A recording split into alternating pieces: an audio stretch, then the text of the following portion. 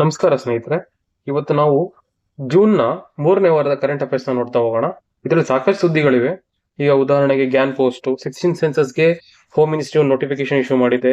G7 ಸಮಿಟ್ಗೆ Modi ಅವರು ಹೋಗಿದ್ದಾರೆ. ಆಮೇಲೆ FATF ಕಂಡಮ್ ಮಾಡಿದೆ ಪಹಲ್ಗಾಮ್ ಅಟ್ಯಾಕ್ ನ. ಆಮೇಲೆ SCO ಮೀಟಿಂಗ್ ನ ನಮ್ಮ ಡಿಫೆನ್ಸ್ ಮಿನಿಸ್ಟರ್ ಅಟೆಂಡ್ ಮಾಡಿದ್ದಾರೆ. ಆಮೇಲೆ ಇಸ್ರೇಲ್ ಐರಾನ್ ವಾರ್ ಕಂಟಿನ್ಯೂ ಆಗ್ತಾ ಇದೆ. ಸಾಕಷ್ಟು ಅಟ್ಯಾಕ್ ಗಳಾಗ್ತಾ ಇದೆ. ಆ ಮ್ಯಾಪಿಂಗ್ ಮಾಡುವಂತದ್ದು QS ರ್ಯಾಂಕಿಂಗ್ ಬಂದಿದೆ.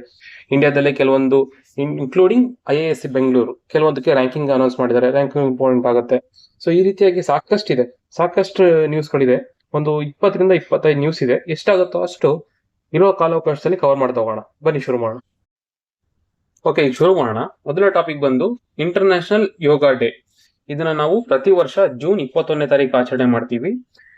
2014ರಲ್ಲಿ United Nation General Assembly accept ಮಾಡಿತ್ತು ಜೂನ್ 21ನ್ನ ಇಂಟರ್ನ್ಯಾಷನಲ್ ಯೋಗ ಡೇ ಆಗಿ ಆಚರಣೆ ಮಾಡಬೇಕು ಅಂತ ಹೇಳಿ. ಸೊ ಹಾಗಾಗಿ ಪ್ರತಿ ವರ್ಷ ಆಚರಣೆ ಮಾಡ್ಕೊ ಬರ್ತಾ ಇದೀವಿ. ಈ ವರ್ಷದ ಥೀಮ್ ನ ನೆನ್ಪಿಟ್ಕೊಳ್ಳೋದು ಇಂಪಾರ್ಟೆಂಟ್ ಆಗುತ್ತೆ. Yoga for one earth one health ಅನ್ನೋದು ಈ ವರ್ಷದ ಥೀಮ್ ಆಗಿರುತ್ತೆ. ಓಕೆ, ಇನ್ನೊಂದಷ್ಟು ಟಾಪಿಕ್ ಹೋಗೋಣ. ಇದು ಒಂದು ಗ್ಯಾನ್ ಪೋಸ್ಟ್ ಅಂತ ಹೇಳಿ ಡಿಪಾರ್ಟ್ಮೆಂಟ್ ಆಫ್ ಪೋಸ್ಟ್ ಇದನ್ನ ರಿಲೀಸ್ ಶುರು ಮಾಡಿರುವಂತದ್ದು. ಏನಂದ್ರೆ ಇದ್ರ ಉದ್ದೇಶ ಏನಂತಂದ್ರೆ ಎಜುಕೇಶನ್, ಕಲ್ಚರಲ್ ಮತ್ತೆ ಸೋಷಿಯಲ್ ರಿಲಿಜಿಯಸ್ ಬುಕ್ಸ್ ನ ಅಫೋರ್ಡಬಲ್ ಪ್ರೈಸ್ ಅಲ್ಲಿ across the India printed education materials ನ ಎಲ್ಲಾ ಕಡೆ ಕೊಡಬೇಕು. ಅದು affordable price across the India ಕೊಡಬೇಕು ಅಂತ ಹೇಳಿ ಇದನ್ನ ತಂದಿದ್ದಾರೆ. ಗ್ಯಾನ್ ಪೋಸ್ಟ್ ಹೆಸರಲ್ಲಿ ನೋಡಿ, ಗ್ಯಾನ್ ಅಂದ್ರೆ ನಾಲೆಡ್ಜ್ ಅಂತ ಹೇಳಿ. ಸೊ ಇದನ್ನ ತಂದಿದ್ದಾರೆ. ಯಾರು ತಂದಿದ್ದಾರೆ ಮತ್ತೆ ಇದೇನಾಗಿದೆ ಅಂತಂದ್ರೆ NEP ಜೊತೆ, ನ್ಯೂ ಎಜುಕೇಶನ್ ಪಾಲಿಸಿ ಜೊತೆ ಅಲೈನ್ ಆಗಿದೆ ಅಂತೆ. ಆ ಒಂದು ಸಿಲೆಬಸ್ ಅಥವಾ ಕಂಟೆಂಟ್ ಇರುತ್ತೆ. ಸೊ ಯಾವ ಡಿಪಾರ್ಟ್ಮೆಂಟ್ ತಂದಿದೆ, ಏನಕ್ಕೆ ತಂದಿದೆ, ಇದ್ರ ಉದ್ದೇಶ ತಿಳ್ಕೊಂಡ್ರೆ ಸಾಕಾಗುತ್ತೆ. ಸೊ ಮಿನಿಮಮ್ ಏನು 20 ರೂಪೀಸ್ ಕೊಡಬೇಕು, ಚಾರ್ಜ್ ಮಾಡಬೇಕು ಅಂತಿದ್ದಾರೆ. ಮುಂದಿನ ಟಾಪಿಕ್ ಹೋಗೋಣ. ಮುಂದಿನ ಟಾಪಿಕ್ ಬಂದು ಸೆನ್ಸಸ್ ಬಗ್ಗೆ. 16 ವರ್ಷಗಳ ನಂತರ 16ನೇ ಸೆನ್ಸಸ್ ನ ಮಾಡಬೇಕು ಅಂತ ಸರ್ಕಾರ ಮುಂದಾಗಿದೆ. ಸೊ ಮೊದಲನೆಗೆ ಇದ್ರ ಸಂಬಂಧಪಟ್ಟಂಗೆನೆ Ministry of home Affairs notification ಕೊಟ್ಟಿತ್ತು ಈ ವಾರ. ಸೊ ಅದರಿಂದ ಇದು ನ್ಯೂಸ್ ಅಲ್ಲಿ ಇದೆ. ಸೊ ಇಲ್ಲಿ ಏನಾಗಿದೆ ಅಂತಂದ್ರೆ 2026ರಲ್ಲಿ ಅಕ್ಟೋಬರ್ ಮಂತ್ ಅಲ್ಲಿ ಶುರು ಆಗುತ್ತೆ. ಅವಾಗ ಏನ್ ಮಾಡ್ತಾರೆ ಅಂತಂದ್ರೆ ಹಿಮ ಪ್ರದೇಶಗಳು, ಲಡಾಖ್, ಜಮ್ಮು ಕಾಶ್ಮೀರ, ಉತ್ತರಾಖಂಡ್ ಇಂಥಗಳಲ್ಲಿ ಫಸ್ಟ್ ಮಾಡಿ, ಆಮೇಲೆ ಮಾರ್ಚ್ ಅಲ್ಲಿ 2027 ಮಾರ್ಚ್ ಅಲ್ಲಿ ಬೇರೆ ಬೇರೆ ಜಾಗಗಳಲ್ಲಿ ಕಂಟಿನ್ಯೂ ಮಾಡಬೇಕು ಅಂತ ಇದೆ. ಇದ್ರ ಸಲುವಾಗಿ ಕೆಲವೊಂದು ಎಕ್ಸಾಮ್ ದೃಷ್ಟಿಯಿಂದ ಕೆಲವೊಂದು ಪಾಯಿಂಟ್ಸ್ ಗಳನ್ನ ತಿಳ್ಕೊಬೇಕಾಗುತ್ತೆ. ಸೆನ್ಸಸ್ ಅಂತಂದ್ರೇನು? ಸೆನ್ಸಸ್ ಅಂತಂದ್ರೆ ಒಂದು ಜನಗಣತಿ, demographic data, economic data, social ಡೇಟಾಗಳನ್ನ ಕಲೆಕ್ಟ್ ಮಾಡ್ಕೋತಾರೆ. ಇದನ್ನ ವರ್ಲ್ಡ್ ಲಾರ್ಜೆಸ್ಟ್ ಅಡ್ಮಿನಿಸ್ಟ್ರೇಟಿವ್ ಎಕ್ಸೈಸ್ ಅಂತ ಕನ್ಸಿಡರ್ ಮಾಡ್ತಾ ಇದ್ದಾರೆ. ಬಿಕಾಸ್ ನಮ್ಗೆ ಆಲ್ರೆಡಿ ಗೊತ್ತಿದೆ India is the most populous country. ಆಮೇಲೆ ಯಾರು ಕಾಂಟ್ಯಾಕ್ಟ್ ಮಾಡ್ತಾರೆ? Register general and census commissioner. ಇವರು ಮಿನಿಸ್ಟರ್ ಆಫ್ ಹೋಮ್ ಅಫೇರ್ಸ್ ಕಡೆ ಬರ್ತಾರೆ. ಇದು ವೆರಿ ವೆರಿ ಇಂಪಾರ್ಟೆಂಟ್. ಇದೇ ಇಂಪಾರ್ಟೆಂಟ್. PSI ಅಂತ ಎಕ್ಸಾಮ್ ಗಳಲ್ಲಿ ಇದನ್ನ ಕೇಳುವಂತದ್ದು. ಓಕೆ, ಇದಕ್ಕೆ ಲೀಗಲ್ ಬ್ಯಾಕಪ್ ಯಾವ್ದಾನ ಇದೆಯಾ? ಹೌದು, ಸೆನ್ಸಸ್ ಆಕ್ಟ್ 1948 ಇದೆ. ಸೊ ಅದರ ಒಂದು ಅಂಡರ್ ಅಲ್ಲೇ ಇದು ನಡೀತಾ ಇರೋಂಥದ್ದು. ಸೆನ್ಸಸ್ ಬಂದು ಸ್ಟೇಟ್ ಲಿಸ್ಟ್ ಅಲ್ಲ, ಕನ್ಕರೆಂಟ್ ಲಿಸ್ಟ್ ಅಲ್ಲ, ಬದಲಾಗಿ ಯೂನಿಯನ್ ಲಿಸ್ಟ್ 7th ಶೆಡ್ಯೂಲ್ ಅಲ್ಲಿ ನೋಡ್ತೀವಲ್ಲ ಅದರಲ್ಲಿ ಈ ಸೆನ್ಸಸ್ ಸಂಬಂಧಪಟ್ಟಂಗೆ ವಿಚಾರಗಳನ್ನ ನಾವು ನೋಡಬಹುದಾಗುತ್ತೆ. ಆಮೇಲೆ ಇನ್ನೊಂದು ಕೆಲವೊಂದು ಹಿಸ್ಟಾರಿಕಲ್ ಪರ್ಸ್ಪೆಕ್ಟಿವ್ ತಗೋಬೇಕು ಅಂತಂದ್ರೆ ಫಸ್ಟ್ ನಾನ್ ಸಿಂಕ್ರೋನಸ್ ಅಂತಂದ್ರೆ ಹಪಾಜಾರ್ಡ್ ಆಗಿತ್ತು, ಪೂರ್ತಿ ಡೀಟೇಲ್ ಡೇಟಾ ಇರಲಿಲ್ಲ. ಸೊ ಅದನ್ನ ಫಸ್ಟ್ 1872 ನಲ್ಲಿ ಲಾರ್ಡ್ ಮಯೋ ಕಂಡಕ್ಟ್ ಮಾಡಿದ್ರು. ಅದಾದ್ಮೇಲೆ ಸಿಂಕ್ರೋನಸ್ ಆಗಿ ಸಿಸ್ಟಮೆಟಿಕ್ ಆಗಿ 881ರಲ್ಲಿ WC ಫ್ಲೋಡನ್ ಅನ್ನೋರು ಕಂಡಕ್ಟ್ ಮಾಡ್ತಾರೆ. ಈ ಎರಡು ಫ್ಯಾಕ್ಟ್ಸ್ ಗಳನ್ನ ನೆನ್ಪಿಟ್ಕೊಳ್ಳಿ, ತುಂಬಾ ಇಂಪಾರ್ಟೆಂಟ್. ಮುಂದಿನ ಟಾಪಿಕ್, ಈ ಟಾಪಿಕ್ ಬಂದು G7 ಬಗ್ಗೆ ಇದೆ. ಪ್ರಧಾನಮಂತ್ರಿ ಮೋದಿ ಅವರು ಕೆನಡಾಗೆ ಹೊಂದಿದ್ದಾರೆ. ಯಾಕೆಂತಂದ್ರೆ ಕೆನಡಾದ ಕನನಾಸ್ಕಿಸ್ ಎಂಬ ಜಾಗದಲ್ಲಿ G7 ಮೀಟಿಂಗ್ ನಡೀತಾ ಇದೆ. ಇಲ್ಲಿ ಅವರು ಆಕ್ಚುಲಿ ಗ್ಲೋಬಲ್ ಸೌತ್ ಬಗ್ಗೆ ಸ್ವಲ್ಪ ಎಂಫಸಿಸ್ ಮಾಡಿ ಮಾತಾಡ್ತೀವಿ ಅಂತ ಹೇಳ್ತಿದ್ರು. ಈ ಆರ್ಟಿಕಲ್ ಬಂದು ನಾವು ಡೆಕ್ಕನ್ ಹೆರಾಲ್ಡಿನ ತಗೊಂಡಿದೀವಿ ಅನ್ಸುತ್ತೆ. ಹೌದು, ನಾವು G7 ನ ಪಾರ್ಟ್ ಅಲ್ಲ ಅಂದ್ರೂ ಕೂಡ ಡೆವಲಪಿಂಗ್ ಕಂಟ್ರಿ ಆಗಿ, ಮೋಸ್ಟ್ ಪಾಪ್ಯುಲಸ್ ಕಂಟ್ರಿ ಆಗಿ, ಪ್ರಪಂಚದಲ್ಲಿ 5ನೇ ಅತಿ ದೊಡ್ಡ ಲಾರ್ಜೆಸ್ಟ್ ಎಕಾನಮಿ ಆಗಿ ಸೊ ನಮ್ಮನ್ನ ರೆಗ್ಯುಲರ್ ಆಗಿ ಇನ್ವೈಟ್ ಮಾಡ್ತಾರೆ. ಇದೇನ್ ಮೊದಲೇ ಅಲ್ಲ, ಇದಕ್ಕಿಂತ ಮುಂಚೆ ನಾವು 11 ಬಾರಿ G7 ಮೀಟಿಂಗ್ ನ ಅಟೆಂಡ್. ಸೊ ಈ ಒಂದು ಹಿನ್ನೆಲೆಯಲ್ಲಿ ನಾವು ಸ್ವಲ್ಪ G7 ಬಗ್ಗೆ ತಿಳ್ಕೊಬೇಕಾಗುತ್ತೆ. G7 ಬಂದು ಒಂದು ಇನ್ಫಾರ್ಮಲ್ ಗ್ರೂಪ್ ಇದೆ. ಇನ್ಫಾರ್ಮಲ್ ಗ್ರೂಪ್ ಅಂತ ಅಂದಾಗ ಅದ್ರದ್ದೇನು ಅಷ್ಟು ಸ್ಟ್ರಿಕ್ಟ್ ರೆಗ್ಯುಲೇಷನ್ಸ್ ಇರಲ್ಲ. ಇನ್ಫ್ಯಾಕ್ಟ್ ಅದನ್ನ ನಾನ್ ಬೈಂಡಿಂಗ್ ಇರುತ್ತೆ ಇಲ್ಲಿ ನಡೆಯುವಂತಹ ಕಾನ್ಸೆನ್ಸಸ್ಗಳು. ಇದು ಸ್ಪೆಷಾಲಿಟಿ ಏನಂತಂದ್ರೆ ಇದರಲ್ಲಿ ಇರುವಂತವೆಲ್ಲ ಅಡ್ವಾನ್ಸ್ ಕಂಟ್ರಿಗಳು. For example US, UK, France, Germany, Italy, Japan, Canada, ಇವುಗಳನ್ನ ಅಡ್ವಾನ್ಸ್ ಕಂಟ್ರೀಸ್ ಗಳಂತ ಕರಿತೀವಿ. ಈ ಅಡ್ವಾನ್ಸ್ ಕಂಟ್ರಿಗಳು ಎಷ್ಟು ಅಡ್ವಾನ್ಸ್ ಇದಾವೆ ಅಂತಂದ್ರೆ ಪ್ರಪಂಚದ ಸುಮಾರು 60ರಷ್ಟು ಸಂಪತ್ತು ಈ ಒಂದು ದೇಶಗಳಲ್ಲೇ ಕೂಡಿದೆ. ಇಲ್ಲಿ ನೀವು ಅಬ್ಸರ್ವ್ ಮಾಡಬಹುದು, ಇಲ್ಲಿರುವಂತದ್ದು ಕೇವಲ 10% ವರ್ಲ್ಡ್ ಪಾಪ್ಯುಲೇಷನ್. ಆದ್ರೂ ಕೂಡ 60ರಷ್ಟು ಗ್ಲೋಬಲ್ ವೆಲ್ತ್, 46ರಷ್ಟು ಗ್ಲೋಬಲ್ GDP ಈ 7 ಕಂಟ್ರಿಗಳಲ್ಲಿ ಕೂಡಿದೆ. ಇದು G7 7 ಕಂಟ್ರಿಗಳಲ್ಲ. ಅದಕ್ಕಿಂತ ಮುಂಚೆ ಇದು 8 ಆಗಿತ್ತು, G8 ಆಗಿತ್ತು. ಅಂದ್ರೆ ರಷ್ಯಾ ಕೂಡ ಇದರಲ್ಲಿ ಇತ್ತು. ಯಾವಾಗ ರಷ್ಯಾ 2014ರಲ್ಲಿ ಕ್ರಿಮಿಯಾನ ಅನೆಕ್ಸೇಷನ್ ಮಾಡುತ್ತೋ ಆ ಟೈಮಲ್ಲಿ G8 ಇಂದ ರಷ್ಯಾನ ಆಚೆ ಇಟ್ಟಿದ್ದಾರೆ. ಈಗ ಅವು G7 ಆಗಿ ಉಳ್ಕೊಂಡಿದೆ. ಇಷ್ಟು ತಿಳ್ಕೊಂಡ್ರೆ ಸಾಕು. ಇದಕ್ಕೇನು ಪರ್ಮನೆಂಟ್ ಸೆಕ್ರೆಟರಿಯೇಟ್ ಅಂತ ಯಾವುದೂ ಇಲ್ಲ. 1975 ನಲ್ಲಿ ಎಸ್ಟಾಬ್ಲಿಷ್ ಆಗಿತ್ತು. 73 ನಲ್ಲಿ ಆಯಿಲ್ ಕ್ರೈಸಿಸ್ ಆಗಿತ್ತು. ಅದಾದ್ಮೇಲೆ 1975 ನಲ್ಲಿ ಎಸ್ಟಾಬ್ಲಿಷ್ ಆಗಿತ್ತು. ಲೇಟೆಸ್ಟ್ ಆಗಿ ಆಡ್ ಆಗಿದ್ದು ಅಂತಂದ್ರೆ ಕೆನಡಾನೇ 1976 ಅಲ್ಲಿ. ಇಷ್ಟು ತಿಳ್ಕೊಂಡ್ರೆ ಸಾಕು. ಮುಂದಿನ ಟಾಪಿಕ್ ಹೋಗೋಣ. ಮುಂದಿನ ಟಾಪಿಕ್ ಬಂದು ಸಿಪ್ರಸ್ ಬಗ್ಗೆ ಇದೆ. ಸಿಪ್ರಸ್ ಅನ್ನೋದು ಮೆಡಿಟೇರಿಯನ್ ಸೀ ನಲ್ಲಿ ಕಂಡು ಬರುವಂತ ಒಂದು ಐಲ್ಯಾಂಡ್. ಇದನ್ನ ಯಾಕಪ್ಪ ಈಗ ನಾವು ಯೂಸ್ ಅಲ್ಲಿ ತಗೊಂಡಿದೀವಿ ಅಂತಂದ್ರೆ, ಪ್ರಧಾನಮಂತ್ರಿ ಮೋದಿ ಅವರಿಗೆ ಅದರ ಅತ್ಯುನ್ನತ ನಾಗರಿಕ ಪ್ರಶಸ್ತಿ, ಆ ದೇಶದ ಅತ್ಯುನ್ನತ ನಾಗರಿಕ ಪ್ರಶಸ್ತಿ ದೊರಕಿದೆ. ಅದ್ರ ಹೆಸರು ನೆನ್ಪಿಟ್ಕೊಳ್ಳಿ, grand cross of the order of the Makarios of Cyprus ಅಂತೇಳಿ. Grand cross of the order of the Makarios of Cyprus ಅಂತೇಳಿ ಇದನ್ನ ಅವಾರ್ಡ್ ಆಗಿ ಕೊಟ್ಟಿದ್ದಾರೆ. ಇದು ಇವನ್ UPSC ನಲ್ಲೂ ಕೇಳ್ತಾರೆ, ಅಲ್ಲಿವರೆಗೂ ಇಂಪಾರ್ಟೆಂಟ್ ಆಗುತ್ತೆ. 2024ನೇ ಪೇಪರ್ ಕೇಳಿದ್ರು. ಸೊ ಯಾವ್ದಾದ್ರು ಅತ್ಯುನ್ನತ ಪ್ರಶಸ್ತಿಗಳು ಕೊಟ್ಟಾಗ ಸೊ ಇಂಪಾರ್ಟೆಂಟ್ ಆಗುತ್ತೆ. ಸರಿ, ಈಗ ನಾವು ಯಾಕೆ ಇದನ್ನ ಟಾಪಿಕ್ ತಗೊಂಡಿದೀವಿ ಅಂತಂದ್ರೆ, ಈ ವಿಸಿಟ್ 20 ವರ್ಷ ಆದ್ಮೇಲೆ ಆಗಿರುವಂತದ್ದು. ನಮ್ಮ ದೇಶದ ಪ್ರಧಾನಿಯವರು ಹೋಗಿರುವಂತದ್ದು. ಅದಕ್ಕೆ ಮುಂಚೆ ಇಂದಿರಾ ಗಾಂಧಿ ಅವರು ಹೋಗಿರಂತೆ, ವಾಜಪೇಯಿ ಅವರು ಹೋಗಿರಂತೆ. ಅದಾದ್ಮೇಲೆ ಈಗ 20 ವರ್ಷ ಆದ್ಮೇಲೆ ಹೋಗ್ತಾ ಇದಾರೆ. ಓಕೆ, ಏನಕ್ಕೆ ಹೋಗಿದ್ದೇವೆ ನಾವು, ಅದೇನ್ ಮ್ಯಾಟರ್ ಆಗುತ್ತೆ. ಯಾವಾಗ ಇವರು G7ಗೆ ಇನ್ವೈಟ್ ಮಾಡಿದ್ರಲ್ಲ, ಸೊ ಆಗ ಮೋದಿ ಅವರು ಕೆನಡಾಗ ಹೋಗುವಾಗ ಆನ್ ದಿ ವೇಲಿ ವಿಸಿಟ್ ಮಾಡಿದ್ದಾರೆ. ಸೊ ಇಲ್ಲಿ ಯಾಕೆ ನಾವು ಹೋಗಿದ್ವಿ ಅಂತಂದ್ರೆ, ರೀಸೆಂಟ್ ಆದಂತ ಪಾಲ್ಗಾಮ್ ಅಟ್ಯಾಕ್ ಅಲ್ಲಿ ಪಾಕಿಸ್ತಾನಕ್ಕೆ ಟರ್ಕಿ ಅದರ ಸಪೋರ್ಟಿವ್ ಆಗಿ ನಿಂತಿತ್ತು. ಸೊ ಈ ಟೈಮಲ್ಲಿ ಇದರ ಎನಿಮಿ ಆಗಿದ್ದಂತಹ ಸಿಪ್ರಸ್ ನಮ್ಮ ಬ್ಯಾಕಪ್ ಆಗಿ ನಿಂತಿತ್ತು, ನಮಗ್ ಸಪೋರ್ಟಿವ್ ಆಗಿ ನಿಂತಿತ್ತು. UNSC ನಲ್ಲೂ ಕೂಡ ಇದು ರಿಫಾರ್ಮ್ ಆಗ್ಲೇಬೇಕು ಅಂತ ಹೇಳಿತ್ತು. ಸೊ ಹಂಗಾಗಿ ಈ ವಿಸಿಟ್ ಒಂದು ಸ್ಟ್ರಾಟಜಿಕಲಿ ಟರ್ಕಿಗೆ ಒಂದು ಸಿಗ್ನಲ್ ಕೊಟ್ಟಂಗಾಗುತ್ತೆ, ಅದಲ್ಲದೆ ಸಿಪ್ರಸ್ಗೆ ಒಂದು ಸಪೋರ್ಟ್ ಕೊಟ್ಟಂಗಾಗುತ್ತೆ. ಹಂಗಾಗಿ ನಾವಲ್ಲಿ ಈ ವಿಸಿಟ್ ಮಾಡಿದ್ವಿ. ಅದಲ್ಲದೆ ಕೂಡ gate way of the Europe ಅಂತ ಹೇಳ್ಬೋದು. ಇದು ಮೆಡಿಟೇರಿಯನ್ ಸೀ ನಲ್ಲಿ ಇರೋದ್ರಿಂದ, ಅದಲ್ಲದೆ it is part of India middle East Europe corridor. ಅಂದ್ರೆ ಇಂಡಿಯಾದಿಂದ ಯುರೋಪ್ ನ ಕನೆಕ್ಟ್ ಮಾಡೋದಕ್ಕೆ ಒಂದು ಕಾರಿಡಾರ್ ಬಿಲ್ಡ್ ಮಾಡ್ತಾ ಇದೀವಿ. ರೀಸೆಂಟ್ ಆಗಿ G20 ಸಮಿಟ್ ಆದಾಗ ನಾವು ಇದನ್ನ ಅಪ್ರೂವ್ ಮಾಡಿದ್ವಿ. ಇದ್ರ ಬಗ್ಗೆ ಇನ್ನೊಂದ್ಸಲ ಡಿಸ್ಕಸ್ ಮಾಡೋಣ. ಸೊ ಇದರಲ್ಲಿ ಪಾರ್ಟ್ ಆಗಿರೋದ್ರಿಂದ, ಇದ್ರ ಜೊತೆ ಸಂಬಂಧ ನಾವು ಚೆನ್ನಾಗಿ ಬೆಳೆಸೋದ್ರಿಂದ, ಯುರೋಪ್ ನ ಕನೆಕ್ಟಿವಿಟಿ ಮಾಡೋದ್ರಲ್ಲಾಗ್ಲಿ ಅಥವಾ ಟರ್ಕಿ ಅಂತಹ ದೇಶಗಳನ್ನ ಕೌಂಟರ್ ಮಾಡೋದ್ರಲ್ಲಿ ನಮ್ಗೆ ಹೆಲ್ಪ್ಫುಲ್ ಆಗುತ್ತೆ. ಸೊ ಅದಕ್ಕೋಸ್ಕರ ಇಂಪಾರ್ಟೆಂಟ್. ಲೊಕೇಶನ್ ನೆನ್ಪಿಟ್ಕೊಳ್ಳಿ, ಮೆಡಿಟೇರಿಯನ್ ಸೀ ನಲ್ಲಿ ಇದೆ. ಮುಂದಿನ ಟಾಪಿಕ್ ಹೋಗೋಣ. ಮುಂದಿನ ಟಾಪಿಕ್ ಬಂದು ಇಂಡೈರೆಕ್ಟ್ಲಿ ನಮ್ಗೆ ಪಹಲ್ಗಾಮ್ ಅಟ್ಯಾಕ್ ಬಗ್ಗೆನೇ ಆಗಿದೆ, ಅಥವಾ ಆಪರೇಷನ್ ಸಿಂಧೂರ್ ಬಗ್ಗೆನೇ ಇದೆ. ಇಲ್ಲಿ ಏನಾಗಿದೆ ಅಂತಂದ್ರೆ, FATF ಅನ್ನೋ ಒಂದು ಸಂಸ್ಥೆ ಈ ಪಹಲ್ಗಾಮ್ ಅಟ್ಯಾಕ್ ನ ಕಂಡಮ್ ಮಾಡಿದೆ, ಅಥವಾ ಅದನ್ನ ಹೀಗೆಳೆದಿದೆ. ಇದಕ್ಕೆ ಅನುಮಾನ ಕೂಡ ಬಂದಿದೆಯಂತೆ. ಏನಂದ್ರೆ, ಇದಕ್ಕೆ ಯಾರು ಫಿನಾನ್ಷಿಯಲ್ ಸಪೋರ್ಟ್ ಇಲ್ಲದೆ ಕೂಡ ಇದು ನಡೆಯಕ್ಕಾಗೋದಿಲ್ಲ ಅಂತ. ಇಂಡೈರೆಕ್ಟ್ಲಿ ಇದು ಪಾಕಿಸ್ತಾನ ಮೇಲೆ ಕೂಡ ಅನುಮಾನ ಪಟ್ಟಂಗ್ ಹಾಕಿದೆ. ಯಾಕೆ ಅಂತಂದ್ರೆ, ಈಗ ಆಲ್ರೆಡಿ ಪಾಕಿಸ್ತಾನ ಇದರ ಗ್ರೇ ಲಿಸ್ಟ್ ಅಲ್ಲಿ ಇತ್ತು. ಮುಂದೆ ಹೇಳ್ತೀನಿ ಏನಂದ್ರೆ ಗ್ರೇ ಲಿಸ್ಟ್ ಅಂತ. ಗ್ರೇ ಲಿಸ್ಟ್ ಅಲ್ಲಿ ಇತ್ತು, ಅದನ್ನ ರೀಸೆಂಟ್ ಆಗಿ ತೆಗೆದಿದ್ರು ಕೂಡ. ಸೊ ಹಂಗಾಗಿ ಸ್ವಲ್ಪ ಅನುಮಾನ ಆ ಕಡೆ ಇದೆ. ಇದಕ್ಕಿಂತ ಮುಂಚೆ ಸ್ವಲ್ಪ FATF ಅಂದ್ರೆ ತಿಳ್ಕೊಳ್ಳೋಣ. FATF ಅನ್ನೋದು G7 ಕಂಟ್ರಿಗಳು ಫಾರ್ಮ್ ಮಾಡಿದ್ದು. ಯಾವಾಗ 1989 ಫಾರ್ಮ್ ಮಾಡಿದ್ರು. ಏನಕ್ಕೆ, ಏನ್ ಉದ್ದೇಶ ಅಂತಂದ್ರೆ, ಆಂಟಿ ಮನಿ ಲಾಂಡ್ರಿಂಗ್ ನ ತಪ್ಪಿಸೋ. ಮನಿ ಲಾಂಡ್ರಿಂಗ್ ಅಂತಂದ್ರೆ ಟ್ಯಾಕ್ಸ್ ಎವೇಷನ್ ಮಾಡಿ ಇಲ್ಲಿಗಲ್ ಆಗಿ ದುಡ್ಡನ್ನ ಟ್ರಾನ್ಸಾಕ್ಷನ್ ಮಾಡುವಂಥದ್ದು. ಸೊ ಇದನ್ನೆಲ್ಲ ತಪ್ಪಿಸುವಂಥದ್ದು, ಅಂದ್ರೆ ಆ ದುಡ್ಡನ್ನ ಕೆಟ್ಟ ವಿಚಾರಗಳಿಗೆ ಯೂಸ್ ಮಾಡ್ಕೊಳ್ಳುವಂಥದ್ದು. ಇದನ್ನ ತಪ್ಸಕ್ಕೆ ಅಂತಾನೆ ತಂದಿದ್ದು ಆಂಟಿ ಮನಿ ಲಾಂಡ್ರಿಂಗ್. ನಮ್ಮಲ್ಲಿ ಆಕ್ಟ್ ಕೂಡ ಇದೆ, ಆಂಟಿ ಮನಿ ಲಾಂಡ್ರಿಂಗ್ ನ ನೋಡ್ಕೊಳ್ಳುವಂಥದ್ದು, ಆಮೇಲೆ ಅದು ಮಿಸ್ಯೂಸ್ ಆಗದೆ ನೋಡ್ಕೊಳ್ಳುವಂಥದ್ದು. ಈ ತರದ ತಲೆ ಇಟ್ಕೊಂಡು FATF ಅನ್ನೋ ಸಂಸ್ಥೆನ G7ಗಳು ಶುರು ಮಾಡುದು. ಕೊನೆಗೆ ಏನಾಯ್ತು, 2021 ಬರ್ತಾ ಅಂದ್ರೆ ಅದು ಎಲ್ಲೆಲ್ಲಿ ಮಿಸ್ಯೂಸ್ ಆಗ್ತಾ ಇದೆ ಸೋರ್ಸ್ ಅಲ್ಲಿ, ಅಂದ್ರೆ ಫಾರ್ ಎಕ್ಸಾಂಪಲ್ ಟೆರರಿಸಂ ಫಿನಾನ್ಸ್ ಆಗ್ತಾ ಇದೆಯಾ, ಅದನ್ನು ಕೂಡ ತಡಿಬೇಕು. ಈ ರೀತಿ ಎಲ್ಲ ಸ್ವಲ್ಪ ಎಕ್ಸ್ಪ್ಯಾಂಡ್ ಮಾಡ್ತಾ ಹೋಗ್ತು. ಸೊ ಈಗ ಅದು ಎಕ್ಸ್ಪ್ಯಾಂಡ್ ಆಗ್ತಾ ಹೋಗುತ್ತೆ. ಮೆಂಬರ್ಶಿಪ್ ಕೂಡ ಎಕ್ಸ್ಪ್ಯಾಂಡ್ ಆಗಿದೆ. ಇವಾಗ ಆಲ್ಮೋಸ್ಟ್ 40 ಮೆಂಬರ್ಸ್ ಇದ್ದಾರೆ. 40 ನಲ್ಲಿ 38 ಕಂಟ್ರಿ ಇದ್ರೆ 2 ಬಾಡೀಸ್ ಇದೆ. ಒಂದು ಯುರೋಪಿಯನ್ ಯೂನಿಯನ್ ನೆನ್ಪಿಟ್ಕೊಳ್ಳಿ, ಇನ್ನೊಂದು GCC ಅಂತ ಹೇಳಿ, ಗಲ್ಫ್ ಕೋಆಪರೇಷನ್ ಕೌನ್ಸಿಲ್. ಇಷ್ಟಿದೆ. ಇದು ಹೆಡ್ ಕ್ವಾರ್ಟರ್ಸ್ ಬಂದು ಪ್ಯಾರಿಸ್ ಅಲ್ಲೇ ಇದೆ. ಪ್ಯಾರಿಸ್ ಅಲ್ಲೇನೆ ಕೂಡ ಇನ್ನೊಂದು ಸಂಸ್ಥೆ ಇದೆ, organisation for economic cooperative development ಅಂತ ಹೇಳಿ. ಇದಕ್ಕೂ ನಾವು ಪಾರ್ಟ್ ಅಲ್ಲ. ಸೊ ಇದ್ರಲ್ಲೇ ಕೂಡ ಇದೇ ಜಾಗದಲ್ಲೇ ಕೂಡ ಇದಿದೆ. ಸೊ ಇದ್ರ ಕೆಲಸ ನಾವು ಆಲ್ರೆಡಿ ಎಲ್ಲ ಡಿಸ್ಕಸ್ ಮಾಡಿದ್ವಿ. ಇಲ್ಲಿ ಇನ್ನೊಂದು ಏನಂತಂದ್ರೆ, FATF 2 ಲಿಸ್ಟ್ ನ ಮೇಂಟೈನ್ ಮಾಡುತ್ತೆ. 2 ಲಿಸ್ಟ್, ಒಂದು ಗ್ರೇ ಲಿಸ್ಟ್, ಇನ್ನೊಂದು ಬ್ಲಾಕ್ ಲಿಸ್ಟ್ ಅಂತ ಹೇಳಿ. ಈಗ ನೋಡಿ, ಬ್ಲಾಕ್ ಲಿಸ್ಟ್ ಅಂತಂದ್ರೆ ಯಾವುದೇ ಕಂಟ್ರಿ, ಯಾವ್ದಾದ್ರು ಒಂದು ಕಂಟ್ರಿಗಳು ಈ ಮನಿ ಲಾಂಡ್ರಿಂಗ್ ಮಾಡುವಂಥದ್ದು, ಟೆರರಿಸಂ ಮಾಡುವಂಥದ್ದು, ಅಥವಾ ಈ ರೀತಿ ಆಕ್ಟಿವಿಟೀಸ್ಗಳು ಇದ್ವು ಅಂತಂದ್ರೆ ಅವನ್ನ ಬ್ಲಾಕ್ ಲಿಸ್ಟ್ ಮಾಡ್ಬಿಡುತ್ತೆ. ಬ್ಲಾಕ್ ಲಿಸ್ಟ್ ಮಾಡಿದ್ರೆ ಏನಾಗುತ್ತೆ ಅಂತಂದ್ರೆ, ಅವ್ರಿಗೆ ಬೇರೆ ಯಾವ್ದಂತ ಸಂಸ್ಥೆಗಳು, IMF ಆಗ್ಲಿ, ವರ್ಲ್ಡ್ ಬ್ಯಾಂಕ್ ಆಗ್ಲಿ, ಅವುಗಳ ಡೆವಲಪ್ಮೆಂಟ್ಗೆ ಯಾವುದೇ ರೀತಿ ಸಹಾಯ ಮಾಡಲ್ಲ. ಅವುಗಳನ್ನ ಬೇರೆ ರೀತಿಯಲ್ಲಿ ನೋಡ್ತಾವೆ. ಈ ತರದಲ್ಲಿ ಆಲ್ರೆಡಿ ಹೌದು, ನಾರ್ತ್ ಕೊರಿಯಾ ಇದೆ. ನಾರ್ತ್ ಕೊರಿಯಾ ಜೊತೆ ಈಗ ಯಾವುದು ಅಷ್ಟು ಟ್ರೇಡ್ ರಿಲೇಶನ್ಶಿಪ್ ಚೆನ್ನಾಗಿಲ್ಲ ಬೇರೆ ಕಂಟ್ರಿಗಳಿಗೆ. ಇರಾನ್ ಇದೆ, ಮಯನ್ಮಾರ್ ಇದೆ. ನೆನ್ಪಿಟ್ಕೊಳ್ಳಿ, ಈ 3 ಕಂಟ್ರಿಗಳು ಕೇಳಬಹುದು. ಈ 3 ಕಂಟ್ರಿ ಇರೋದು ಬ್ಲಾಕ್ ಲಿಸ್ಟ್ ಅಲ್ಲಿ. ಅದಾದ್ಮೇಲೆ ಗ್ರೇ ಲಿಸ್ಟ್ ಅಂತಿದೆ. ಗ್ರೇ ಲಿಸ್ಟ್ ಅಂದ್ರೆ ಬ್ಲಾಕ್ ಲಿಸ್ಟ್ ಗಿಂತ ಬರೋದಕ್ಕಿಂತ ಮುಂಚೆ ಒಂದು ವಾರ್ನಿಂಗ್ ಕೊಡೋ ತರ. ಅಂದ್ರೆ ನೀವು ಕರೆಕ್ಟ್ ಆಗಿ ಅದನ್ನ ಮಾನಿಟರ್ ಮಾಡ್ತಾ ಇಲ್ಲ, ಸ್ವಲ್ಪ ಎಚ್ಚೆತ್ಕೋತಾ ಇಲ್ಲ, ಟೆರರಿಸಂ ನ ಅಥವಾ ಮನಿ ಲಾಂಡ್ರಿಂಗ್ ನ ಕೌಂಟರ್ ಮಾಡೋದಕ್ಕೆ ನಿಮ್ಮ ಕಂಟ್ರಿನಲ್ಲಿ ಇನ್ನಷ್ಟು ಮೆಜರ್ಸ್ ನ ತಗೋತಾ ಇಲ್ಲ ಅಂತ ವಾರ್ನಿಂಗ್ ಕೊಟ್ಟಂಗೆ. ಇದೇ ಲಿಸ್ಟ್ ಅಲ್ಲಿ ಆಲ್ರೆಡಿ ಪಾಕಿಸ್ತಾನ ಇತ್ತು. ಈಗ ರೀಸೆಂಟ್ ಆಗಿ ಅದನ್ನ ತೆಗ್ದಿದ್ದಾರೆ. ಈಗ ರೀಸೆಂಟ್ ಆಗಿ ತೆಗ್ದಿದ್ದಾರೆ. ಸೊ ಹಂಗಾಗಿ ಈಗ ಸ್ವಲ್ಪ ಅನುಮಾನ ಮೂಡುವಂತದ್ದು. ಸೊ ಈ ಹಿನ್ನೆಲೆಯಲ್ಲಿ ಇಷ್ಟು ತಿಳ್ಕೊಂಡ್ರೆ ಸಾಕು. ಓಕೆ, ಮುಂದಿನ ಆರ್ಟಿಕಲ್ ಹೋಗೋಣ. ಮುಂದಿನ ಆರ್ಟಿಕಲ್ ಬಂದು ಲೋಕ ಅದಾಲತ್ ಬಗ್ಗೆ. ಇದೇನಾಗಿದೆ ಅಂದ್ರೆ ತೆಲಂಗಾಣದಲ್ಲಿ ಸುಮಾರು 1.39 ಲ್ಯಾಕ್ ಕೇಸಸ್ ನ ಲೋಕ ಅದಾಲತ್ ಸೆಟ್ಲ್ ಮಾಡಿದೆಯಂತೆ. ಆಮೇಲೆ 45 ಕೋಟಿಯಷ್ಟು ಸೈಬರ್ ಫ್ರಾಡ್ ಆಗಿತ್ತಂತೆ, ಅದನ್ನ ರೀಫಂಡ್ ಕೂಡ ಮಾಡಿಸಿದೆ. ಸೊ ಅಂದ್ರೆ ಇಷ್ಟು ಎಫೆಕ್ಟಿವ್ ಆಗಿ ಕೆಲಸ ಮಾಡ್ತಿರೋ ಲೋಕ ಅದಾಲತ್ ಬಗ್ಗೆ ಸ್ವಲ್ಪ ತಿಳ್ಕೊಬೇಕಾಗತ್ತೆ ನಾವು ಎಕ್ಸಾಮ್ ಪರ್ಸ್ಪೆಕ್ಟಿವ್ ಇಂದ. ಒನ್ ಆರ್ ಅದರ್ವೇ ಬೇರೆ ಬೇರೆ ಎಕ್ಸಾಮ್ಸ್ ಗಳನ್ನು ಕೇಳ್ತಾನೆ ಇರ್ತಾರೆ ಲೋಕ ಅದಾಲತ್ ಬಗ್ಗೆ. ಸೊ ಹಂಗಾಗಿ ಇದೊಂದು ಅವಕಾಶ ಕಲಿಯೋಣ. ಏನು ಲೋಕ ಅದಾಲತ್ ಅಂದ್ರೆ, ಲೋಕ ಅದಾಲತ್ ಹೆಸರು ಹೇಳ್ತಾ ಇದೆ, ಇದು ಪೀಪಲ್ಸ್ ಕೋರ್ಟ್ ಅಂತ ಹೇಳಿ. ಇದು ಗಾಂಧಿ ಪ್ರಿನ್ಸಿಪಲ್ ಆಗಿತ್ತು, ಗಾಂಧಿಯವರ ಒಂದು ಆಕಾಂಕ್ಷೆ ಆಗಿತ್ತು.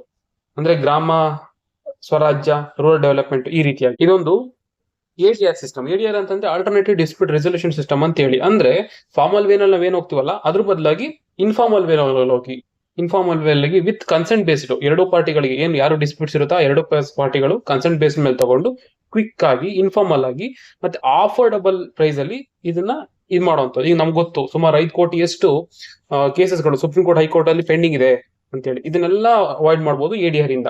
ಹೌದು, ಇದನ್ನ ಮೊದಲು ಯಾವಾಗ ತಂದ್ರು? ಅದನ್ನ ಫಸ್ಟ್ 1982 ನಲ್ಲೇನೆ ವಿತೌಟ್ ಸ್ಟ್ಯಾಚ್ಯುಟರಿ ಬ್ಯಾಕಪ್, ಅಂದ್ರೆ ಯಾವ್ದು ಇದಕ್ಕೆ ಅಂತ ಶಾಸನಬದ್ಧ ಇರ್ಲಿಲ್ಲ. ಸೊ ಆ ಟೈಮಲ್ಲೇ ತಂದಿದ್ರು. ಅದಾದ್ಮೇಲೆ 87 ಅಲ್ಲಿ ನಲ್ಸಾ ಅಂತ ಒಂದು ಆಕ್ಟ್ ಪಾಸ್ ಮಾಡ್ತಾರೆ, national legal service authority act ಅಂತ ಹೇಳಿ. ಅದಾದ್ಮೇಲೆ ಇದಕ್ಕೊಂದು ಸ್ಟ್ಯಾಚ್ಯುಟರಿ ಬ್ಯಾಕಪ್ ಸಿಗುತ್ತೆ. ಬಟ್ ಆಗ್ಲೂ ಕೂಡ ಪರ್ಮನೆಂಟ್ ಆಗಿ ಎಲ್ಲಾ ಕಡೆ ಲೋಕ ಅದಾಲತ್ನ ಎಸ್ಟಾಬ್ಲಿಷ್ ಮಾಡ್ಬೇಕು ಅಂತ ಇರ್ಲಿಲ್ಲ. ಬಟ್ ಪರ್ಮನೆಂಟ್ ಆಗಿ ಯಾವಾಗ ಎಸ್ಟಾಬ್ಲಿಷ್ ಮಾಡಿದ್ರು ಅಂದ್ರೆ 2002ರಲ್ಲಿ. ಇದು ರೀಸೆಂಟ್ ಆಗಿ KS ಅಲ್ಲಿ ಕೇಳಿದ್ರು, ನೆನ್ಪಿಟ್ಕೊಳ್ಳಿ. ನಲ್ಸಾ ಆಕ್ಟ್ ಎಸ್ಟಾಬ್ಲಿಷ್ ಆಗಿದ್ದು 1987 ಅಲ್ಲಿ. ಬಟ್ ಪರ್ಮನೆಂಟ್ ಆಗಿ ಲೋಕ ಅದಾಲತ್ಗಳು ಎಸ್ಟಾಬ್ಲಿಷ್ ಆಗಿದ್ದು ಬಂದು 2002ರಲ್ಲಿ. ಅದಕ್ಕೆ ಮುಂಚೆ 1982 ನಲ್ಲೇ ಕೂಡ ಗುಜರಾತ್ ಅಲ್ಲಿ ಶುರು ಮಾಡಿದ್ರು ಕೂಡ ಅದಕ್ಕೆ ಯಾವುದೇ ರೀತಿ ಸ್ಟ್ಯಾಚ್ಯುಟರಿ ಬ್ಯಾಕಪ್ ಇರಲಿಲ್ಲ. ಸ್ಟ್ಯಾಚ್ಯುಟರಿ ಬ್ಯಾಕಪ್ ಬಂದಿದ್ದು ಬೇರೆ ಟೈಮಲ್ಲಿ, ಎಸ್ಟಾಬ್ಲಿಷ್ ಆಗಿದ್ದು ಬೇರೆ ಟೈಮಲ್ಲಿ, ಪರ್ಮನೆಂಟ್ ಆಗಿದ್ದು ಬೇರೆ ಟೈಮಲ್ಲಿ. 3 ಟೈಮ್ ನೆನ್ಪಿಟ್ಕೋಬೇಕಾಗತ್ತೆ. ಇಲ್ಲಿ ಎಲ್ಲೆಲ್ಲಿ ಎಸ್ಟಾಬ್ಲಿಷ್ ಮಾಡ್ಬೋದು? ಡಿಸ್ಟ್ರಿಕ್ಟ್ ಲೆವೆಲ್ ಎಸ್ಟಾಬ್ಲಿಷ್ ಮಾಡ್ಬೋದು, ತಾಲೂಕ್ ಲೆವೆಲ್ ಎಸ್ಟಾಬ್ಲಿಷ್ ಮಾಡ್ಬೋದು, ಸುಪ್ರೀಂ ಕೋರ್ಟ್ ಲೆವೆಲ್ ಎಸ್ಟಾಬ್ಲಿಷ್ ಮಾಡ್ಬೋದು. ಸೊ ಎಲ್ಲೆಲ್ಲಿ ಸಾಧ್ಯ ಆಗುತ್ತೋ ಅಲ್ಲೆಲ್ಲ ಎಸ್ಟಾಬ್ಲಿಷ್ ಮಾಡ್ತಾ ಹೋಗ್ತಾರೆ. ಯಾವ ತಗೋತಾರೆ ಕೇಸಸ್ಗಳನ್ನ? ಪೆಂಡಿಂಗ್ ಕೇಸು, ಪ್ರೀ ಲಿಟಿಗೇಷನ್ ಕೇಸ್ಗಳು, ಅದು ಕನ್ಸೆಂಟ್ ಬೇಸಿಸ್ ಮೇಲೆ, ಮ್ಯೂಚುವಲ್ ಕನ್ಸೆಂಟ್, ಇಬ್ರು ಒಪ್ಪಿಗೆ ಅಂತ ತಗೊಳ್ಳುವಂಥದ್ದು. ಯಾವ್ಯಾವ ರೀತಿ ಕೇಸ್ಗಳು ತಗೋತಾರೆ ಅಂತಂದ್ರೆ ಕಾಂಪೌಂಡಬಲ್ ಕೇಸಸ್, ಅಂದ್ರೆ ಸಿಂಪಲ್ ಆಗಿರುವಂತದ್ದು, simple civil cases, matrimonial cases, ಸಣ್ಣ ಪುಟ್ಟ ಕ್ರಿಮಿನಲ್ ಕೇಸಸ್ಗಳು, ಆಮೇಲೆ ಲೇಬರ್ ಡಿಸ್ಪ್ಯೂಟ್ಸ್, ಲ್ಯಾಂಡ್ ಅಕ್ವಿಸಿಷನ್, ಇಂತರದ್ದು. ಬಟ್ ನಾನ್ ಕಾಂಪೌಂಡಬಲ್ ಕೇಸಸ್, ತುಂಬಾ ಸೀರಿಯಸ್ ಕ್ರೈಮ್ ಇತ್ತು ಅಂತಂದ್ರೆ ಅದನ್ನ ಅವರು ಕನ್ಸಿಡರ್ ಮಾಡೋದೇ ಇಲ್ಲ. ಸೊ ಇದು ಕೂಡ ಲೀಗಲ್ ವೇನಲ್ಲಿ ಹೋಗ್ಬೇಕಾಗತ್ತೆ. ಮತ್ತೆ ಇದನ್ನ ಸಿವಿಲ್ ಕೋರ್ಟ್ ಅಷ್ಟೇ ಇದಕ್ಕೊಂದು ಪವರ್ ಇರುತ್ತೆ, ನೆನ್ಪಿಟ್ಕೊಳ್ಳಿ. ಆಮೇಲೆ ಇದ್ರಲ್ಲಿ ಏನಾದ್ರು ಒಂದು ಅವಾರ್ಡ್ ಬಂತ, that would be the final. ಇದಕ್ಕೆ ಅಪೀಲ್ ಹೋಗಂಗಿಲ್ಲ, ಬೈಂಡಿಂಗ್ ಇರುತ್ತೆ, ಒಪ್ಕೊಳ್ಳೇಬೇಕಾಗತ್ತೆ. ಸೊ ಇಷ್ಟು ತಿಳ್ಕೊಂಡ್ರೆ ಸಾಕು. Will go to the next topic. Next topic ಬಂದು ಇಂಡಿಯಾದಲ್ಲೇನೆ, ನೆಕ್ಸ್ಟ್ ಟಾಪಿಕ್ ಬಂದು ಇರಾನ್ದು.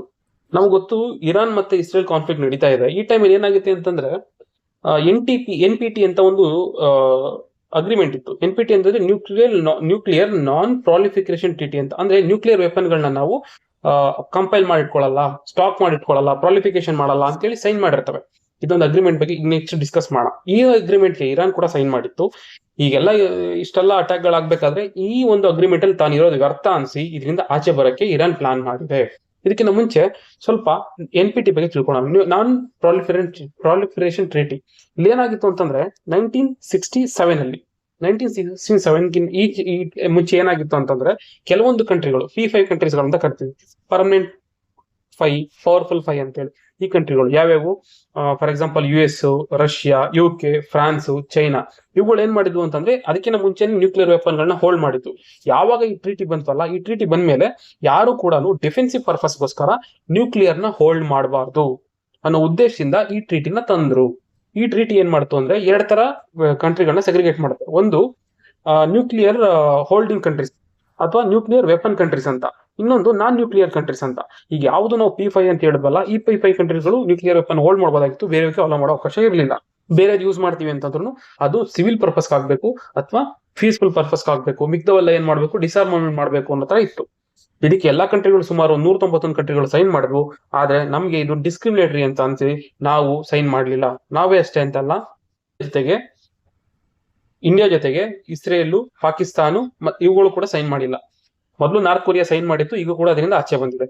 ಇದಕ್ಕೆ ನಾವು ಸೈನ್ ಮಾಡಿದ್ಮೇಲೆ ಏನಾಗುತ್ತೆ ಅಂತಂದ್ರೆ ಒಂದು ಸಂಸ್ಥೆ ಇದೆ, ಇಂಟರ್ನ್ಯಾಷನಲ್ ಅಟಾಮಿಕ್ ಎನರ್ಜಿ ಏಜೆನ್ಸಿ ಅಂತ. ಇದೇನ್ ಮಾಡುತ್ತೆ ಅಂತಂದ್ರೆ ಆ ಕಂಟ್ರಿಗಳಿಗೆ ಬಂದು ಇನ್ಸ್ಪೆಕ್ಷನ್ ಮಾಡುತ್ತೆ, ಇವರು ನಿಜವಾಗ್ಲೂ ಫಾಲೋ ಮಾಡ್ತಾ ಇದಾರ ರೂಲ್ಸ್ ನ, ಪ್ರಾಲಿಫಿಕೇಶನ್ ಮಾಡ್ತಾ ಇದಾರೋ ಇಲ್ವೋ ಅನ್ನೋ ರೀತಿಯಲ್ಲಿ. ಸೊ ಈ ಒಂದು ಸಂಸ್ಥೆ ಇಂಪಾರ್ಟೆಂಟ್ ಆಗುತ್ತೆ. ಇಂಟರ್ನ್ಯಾಷನಲ್ ಅಟಾಮಿಕ್ ಎನರ್ಜಿ ಏಜೆನ್ಸಿ ಬಂದು it comes under UN, United nation ಕೆಳಗಡೆ ಬರುವಂತದ್ದು. ಇದು ಸ್ವಲ್ಪ ನೆನ್ಪಿಟ್ಕೊಳ್ಳಿ. ಇಷ್ಟು ತಿಳ್ಕೊಂಡ್ರೆ ಸಾಕು. ಈ ಒಂದು ಟ್ರೀಟಿಯಿಂದ ಇವಾಗ ಇರಾನ್ ಆಚೆ ಬರಕ್ ಹೊರಟಿದೆ. ಮುಂದಿನ ಒಂದು ವಿಷಯಕ್ಕೆ ಹೋಗೋಣ. ಅದಕ್ಕಿಂತ ಮುಂಚೆ ನೆನ್ಪಿಟ್ಕೊಳ್ಳಿ, we are not part of NPT. Okay, next topic ಹೋಗೋಣ. ನೆಕ್ಸ್ಟ್ ಟಾಪಿಕ್ ಬಂದು UNCCD ಬಗ್ಗೆ. ಇಲ್ಲಿ ಏನಾಗಿದೆ ಅಂತಂದ್ರೆ, ಈಗ ನಾವು ಡೇಟ್ಸ್ ಅಂಡ್ ಥೀಮ್ಸ್ ಎಕ್ಸಾಮ್ಸ್ ಹೆಂಗ್ ಇಂಪಾರ್ಟೆಂಟ್ ಅದೇ ರೀತಿಯಾಗಿ world day to combat desertification ಅಂತ ಒಂದು ಡೇ ಬಂದಿದೆ. World day to combat desertification, ಏನೀಗ ಮರುಭೂಮೀಕರಣ ಆಗ್ತಾ ಇದೆ ಅದನ್ನ ತಡೆಯೋದಕ್ಕೆ ಅಂತಾನೆ ಒಂದು ಡೇ ನೆನ್ಪು ಮಾಡ್ಕೊಳ್ಳುವಂಥದ್ದು.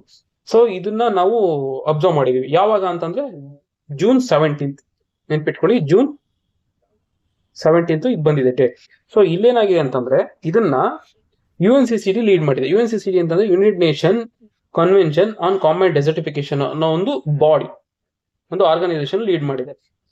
ಏನಕ್ಕೆ ಅಂತಂದ್ರೆ to achieve land degradation neutrality. Land degradation neutrality ಅಂದ್ರೆ ಏನು, ಈಗ ನ್ಯೂಟ್ರಾಲಿಟಿ ಅಚೀವ್ ಮಾಡುವಂಥದ್ದು, ಡಿಗ್ರೇಡೇಷನ್ ಆಗೋದನ್ನ ತಪ್ಪಿಸುವಂಥದ್ದು, ನಿಲ್ ಮಾಡುವಂಥದ್ದು. ಇದಕ್ಕೋಸ್ಕರ ಸೊ ಈ ವರ್ಷದಲ್ಲಿ ಏನು ಥೀಮ್ ಇತ್ತು ಅಂತಂದ್ರೆ restore the land, unlock the opportunities ಎಲ್ಲಿ ಸಿಗುತ್ತೋ ಅದನ್ನ ಗ್ರಾಪ್ ಮಾಡ್ಕೊಳ್ಳಿ, ಮತ್ತೆ ಲ್ಯಾಂಡ್ ನ ರಿಸ್ಟೋರ್ ಮಾಡಿ ಅನ್ನೋದು ಥೀಮ್ ಆಗಿತ್ತು. ಥೀಮು ಯಾರು ಲೀಡ್ ಮಾಡ್ತಾರೆ, ಡೇ ಏನು, ಯಾವತ್ತು, ಇಷ್ಟು ಇಂಪಾರ್ಟೆಂಟ್ ಆಗುತ್ತೆ. ಇದ್ರ ಜೊತೆಗೆ ನಾವು ಸ್ವಲ್ಪ UNCCD ಬಗ್ಗೆ ತಿಳ್ಕೊಬೇಕಾಗತ್ತೆ. ಏನಾಗಿದೆ ಅಂದ್ರೆ 1992 ನಲ್ಲಿ ಒಂದು ರಿಯೋ ಅರ್ತ್ ಸಮಿಟ್ ಅಂತ ಆಯ್ತು, ರಿಯೋ ಅರ್ತ್ ಸಮಿಟ್ ಅಂತ ಹೇಳಿ.